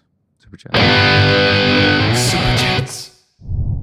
It comes in red. I love that. Looks good, man. Looks great. Looks great. Good stuff, Frankie. Yeah, amazing stuff. We start off with Just Cause saying, "Boys in the back, can we get an uncrowned scorecard to use alongside the watch parties? It would be cool to score fights with y'all in real time. Hashtag uncrowned app." Hashtag So they want to uncrowned app. submit a scorecard with us. They want like the No. on-screen graphics. Yeah, which we're efforting. We had him. We're We had him trying. at the MMA Fighting Days. We can get him here. Yep. We're trying. And we'll deliver. I'm sure. Take it into We will advisement. deliver. Next up, Terrence Leverett says, y'all should do a greatest soundtrack pound for pound list. That's not a bad idea at Not all. a bad list. No, There's a because lot of random ones that we can do. Greatest one of the best cartoons. pairings is a good soundtrack to a movie. You're damn right. That's a great pairing. Is Helwani going to be okay with another movie related? Oh, God. thing, Yeah, though? even though we've only done like 2 all time. I thought today we were going to do top 5 Val Kilmer movies. I was a little disappointed. That wouldn't have been bad. Yeah. That wouldn't have been R.I.P. bad. Val Kilmer. Rest in Legit. peace, man. One of the GOATs. Rest in peace. Real genius, just so we know, in case we never do the list. Number 1. Number 1. Real Not genius. Heat. Good. Not Top Gun. Not Top Gun. No. Not Heat. Not Heat. All right. Not even The Saint. It's got to be real geniuses. All right. I don't think The Saint was in the right. Wow. Well, we'll offline about that one. Rick G comes in with, you think Gary would share a cigarette with Precious after? That would be great. That'd be a great photo. That'd be great. Have Pizzi roll it up. Pizzi hand rolls his cigarettes. It's really a thing of magic. If I was a Pracha's opponent, I would probably try to like do that photo op. Hell after. yeah. We got remember how everybody always loves the like when the opponents link up after, and then we got They like share a beer. Jamal Hill and Paul Craig at the club. We had Curtis Blades and Tom Aspinall sharing the beer. If you get them sharing a cigarette, that's going to Share be a an bit of the all-timer. nicotine. Share a bit of the nicotine after the fight. Come on, Ian. This next one is a question that we've answered a lot. So it's just asking about a reaction to Ben the Bane Davis on the challenge. Frank, don't poo-poo our questions. Our fans that are spending their hard-earned money to ask these questions, especially when it's related to something that I love dearly and would be happy to talk about no matter how many times it's been asked. I am extremely excited for Ben the Bane Davis to be on the challenge. I can't wait to talk to him about being on the challenge. I've DM'd and texted with him just a little bit just to say, like, I can't believe you're doing this. What a crazy experience. I'm so happy for you. He's going to get a ton of exposure. He's going to be going up against people that I've been watching on TV for 2 decades now. I'm very excited about it. I hope he does well. I hope you'll watch with us. I vow that there will be coverage of this now on this show because of Ben the Bane's inclusion. I'm getting to combine 2 of my passions. Shout out to Ben the Bane for allowing me to continue to talk about it. Ask 10 times more and I will talk about it. Cool. 24-inch Dub says, amusement and coasters, mid. Fight me, burritos rule. Nah, this is a horrible take. Horrible take. Thanks to Burritos $2, are 24-inch Dubs. Colby comes in with, Rick, have you been keeping up with CinemaCon? Not really. I have to admit, the last couple of weeks I've been kind of out of the loop. Have you, Frank? Has there been any like huge development? I haven't been following it. Yeah, I'd have to catch up on it. I will. I listen to a lot of movie podcasts, and certainly, I get a lot of updates after the fact from things that have happened with some of the movie podcasts reacting to it. But I have to admit, I haven't like had my finger on the pulse of it. Sorry. Benjamin Turk says, look up Velocicoaster video. Very Okay. short. So I have heard that this is the best ride in the world. I've heard that this ride, and I believe it's at Universal Studios Orlando. I believe it's at the park that the PFL is having their fights at. I believe that this is considered like widely the best ride in the Orlando God, it amusement looks park area. sick. I've heard that this is the best. It so looks amazing. I really want to ride this. Unfortunately, when we took our kids, like they're more of the Disney age. We didn't go to Universal because I just think the rides are going to be a little too tough for them. When I do find myself back down there, maybe when they're older, or maybe like I'm able to take a trip away, this is on my list. Velocicoaster. This is on my Shout list. out, Jurassic man. Park themed, I believe. Oh yeah, That's yeah. Velociraptor themed. And shout out to Jurassic Park, all timer. I really want to. Thank you for. Was there a Jurassic Park roller coaster, I want to say, at Universal where, like, as you're going, like, The T-Rex? like, Yes. pops out and tries to catch you? I don't think it was a roller coaster. I think it was one of those like log rides where you just do like a straight shot down. Into like the water? It was either water or not water, but I think you're right. I think it was like a log flume. it was a log. It was a log ride. But that did exist, and I rode that Velocicoaster. 15, 20 though, years shout ago out. now. Shout out to Velocicoaster. I want to ride that badly. Moderator Brandon wants to know, Rick, what brand t-shirt do you wear? GC the Brave 07, let's go. 07. Most of the time, straight up pack of like 7-pack Hanes, like comfort, cool, whatever the latest technology is, Hanes t-shirts. For the simple fact that I wear so many, I literally just plow through them. I open a pack of 7, got 7. This one's worn out. This one's ratty. Throw it in the garbage. New pack. So we keep it economical with how much we wear these black T-shirts. This one right here though is like it's one from Costco. I don't know, like their brand of like a little lighter weight. Oh yeah, it looks like it might be a little dry fit or The something dry going fit on. type. You have to buy like a pallet of them. No, but I did get, I don't know, 10 or however 10. many. I love it. But yeah, I go cheap price over like quality of tee because I just wear it every day. I'm just going through them so fast. As far as the Braves 0-7, yeah, it's pretty ridiculous. I can't believe they're 0-7. Good thing it's a 162 game season, and your Mets are only 3-3. Oh, So we got some beef. we sweep you one series and we're tied. Jordan's a Mets fan. I see you got some rings on there, GC. No, I see you some rings on your fingers from the last few years. I mean, Mets, yeah. how many do they have? 2021. Yeah, thanks for the support here, Jordan. Yeah, Jordan's a Yankees fan. No, Mets fan. Yankee fan. Oh, sorry, I got confused by that. 2021. Yep. Any NL East people that want to talk shit, we got 2021. What do you got? 08? Marlins? Nationals 19. Nice. Yeah. 0-7. We'll be all right. 162 game season. Padres and Dodgers, give us a break. That was a tough one last night. Yeah. We'll be all right. 162 game season. This is like the first half of the first game of an NFL season. We'll be all right. You're right. Like, we'll be all right. Yeah, you're right. Anything else? Chase wants to know what's up with all the baseball talk. No, I'm sorry, misread. Rick, no Nitro from Great Adventures. Come on. Like Nitro, but there's just so many coasters like Nitro now. Like there's ones at Dorney Park, and there's one at Cedar Point that's like 25 years old. I think it's called Millennium Force. There's so many versions of that coaster. It's a great foundational coaster. It's a solid coaster. It's one of those coasters that like was the main attraction at the park 20 years ago, but it just doesn't hold up to the modern stuff. There's just like so much innovation that's happened. And quite frankly, like you go to Six Flags, El Toro crushes it, just demolishes it. El Toro is so much better. Rimini Rogowski writes, the Velocicoaster at Universal's top tier coaster. Oh, that's a God, I wanna ride it. I was going to die. God Amazing. damn it.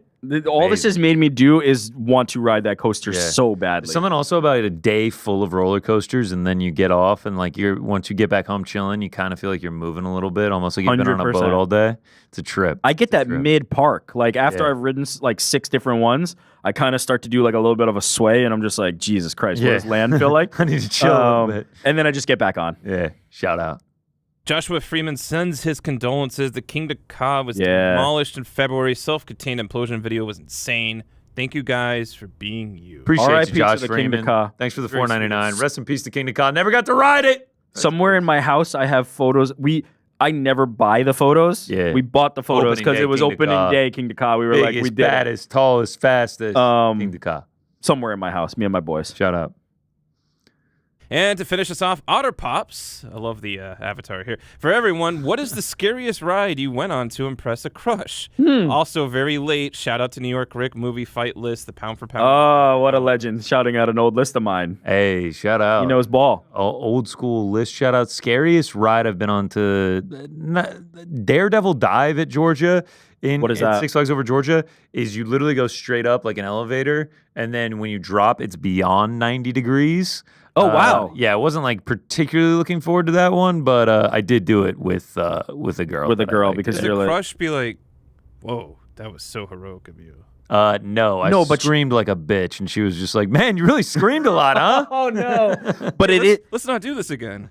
it could be the opposite though. Which is worse? Okay, that's a great follow-up question. I just complimented my own question there. It's not the first time, Rick. Hey, great question, It's man. Definitely not the first time. This is about to be a great follow-up question. Which is worse though? Not going on the ride and she goes, you didn't go on the ride, or you go on the ride, you scream like a bitch, and then she's like, You go on the ride and scream because she thinks it's funny.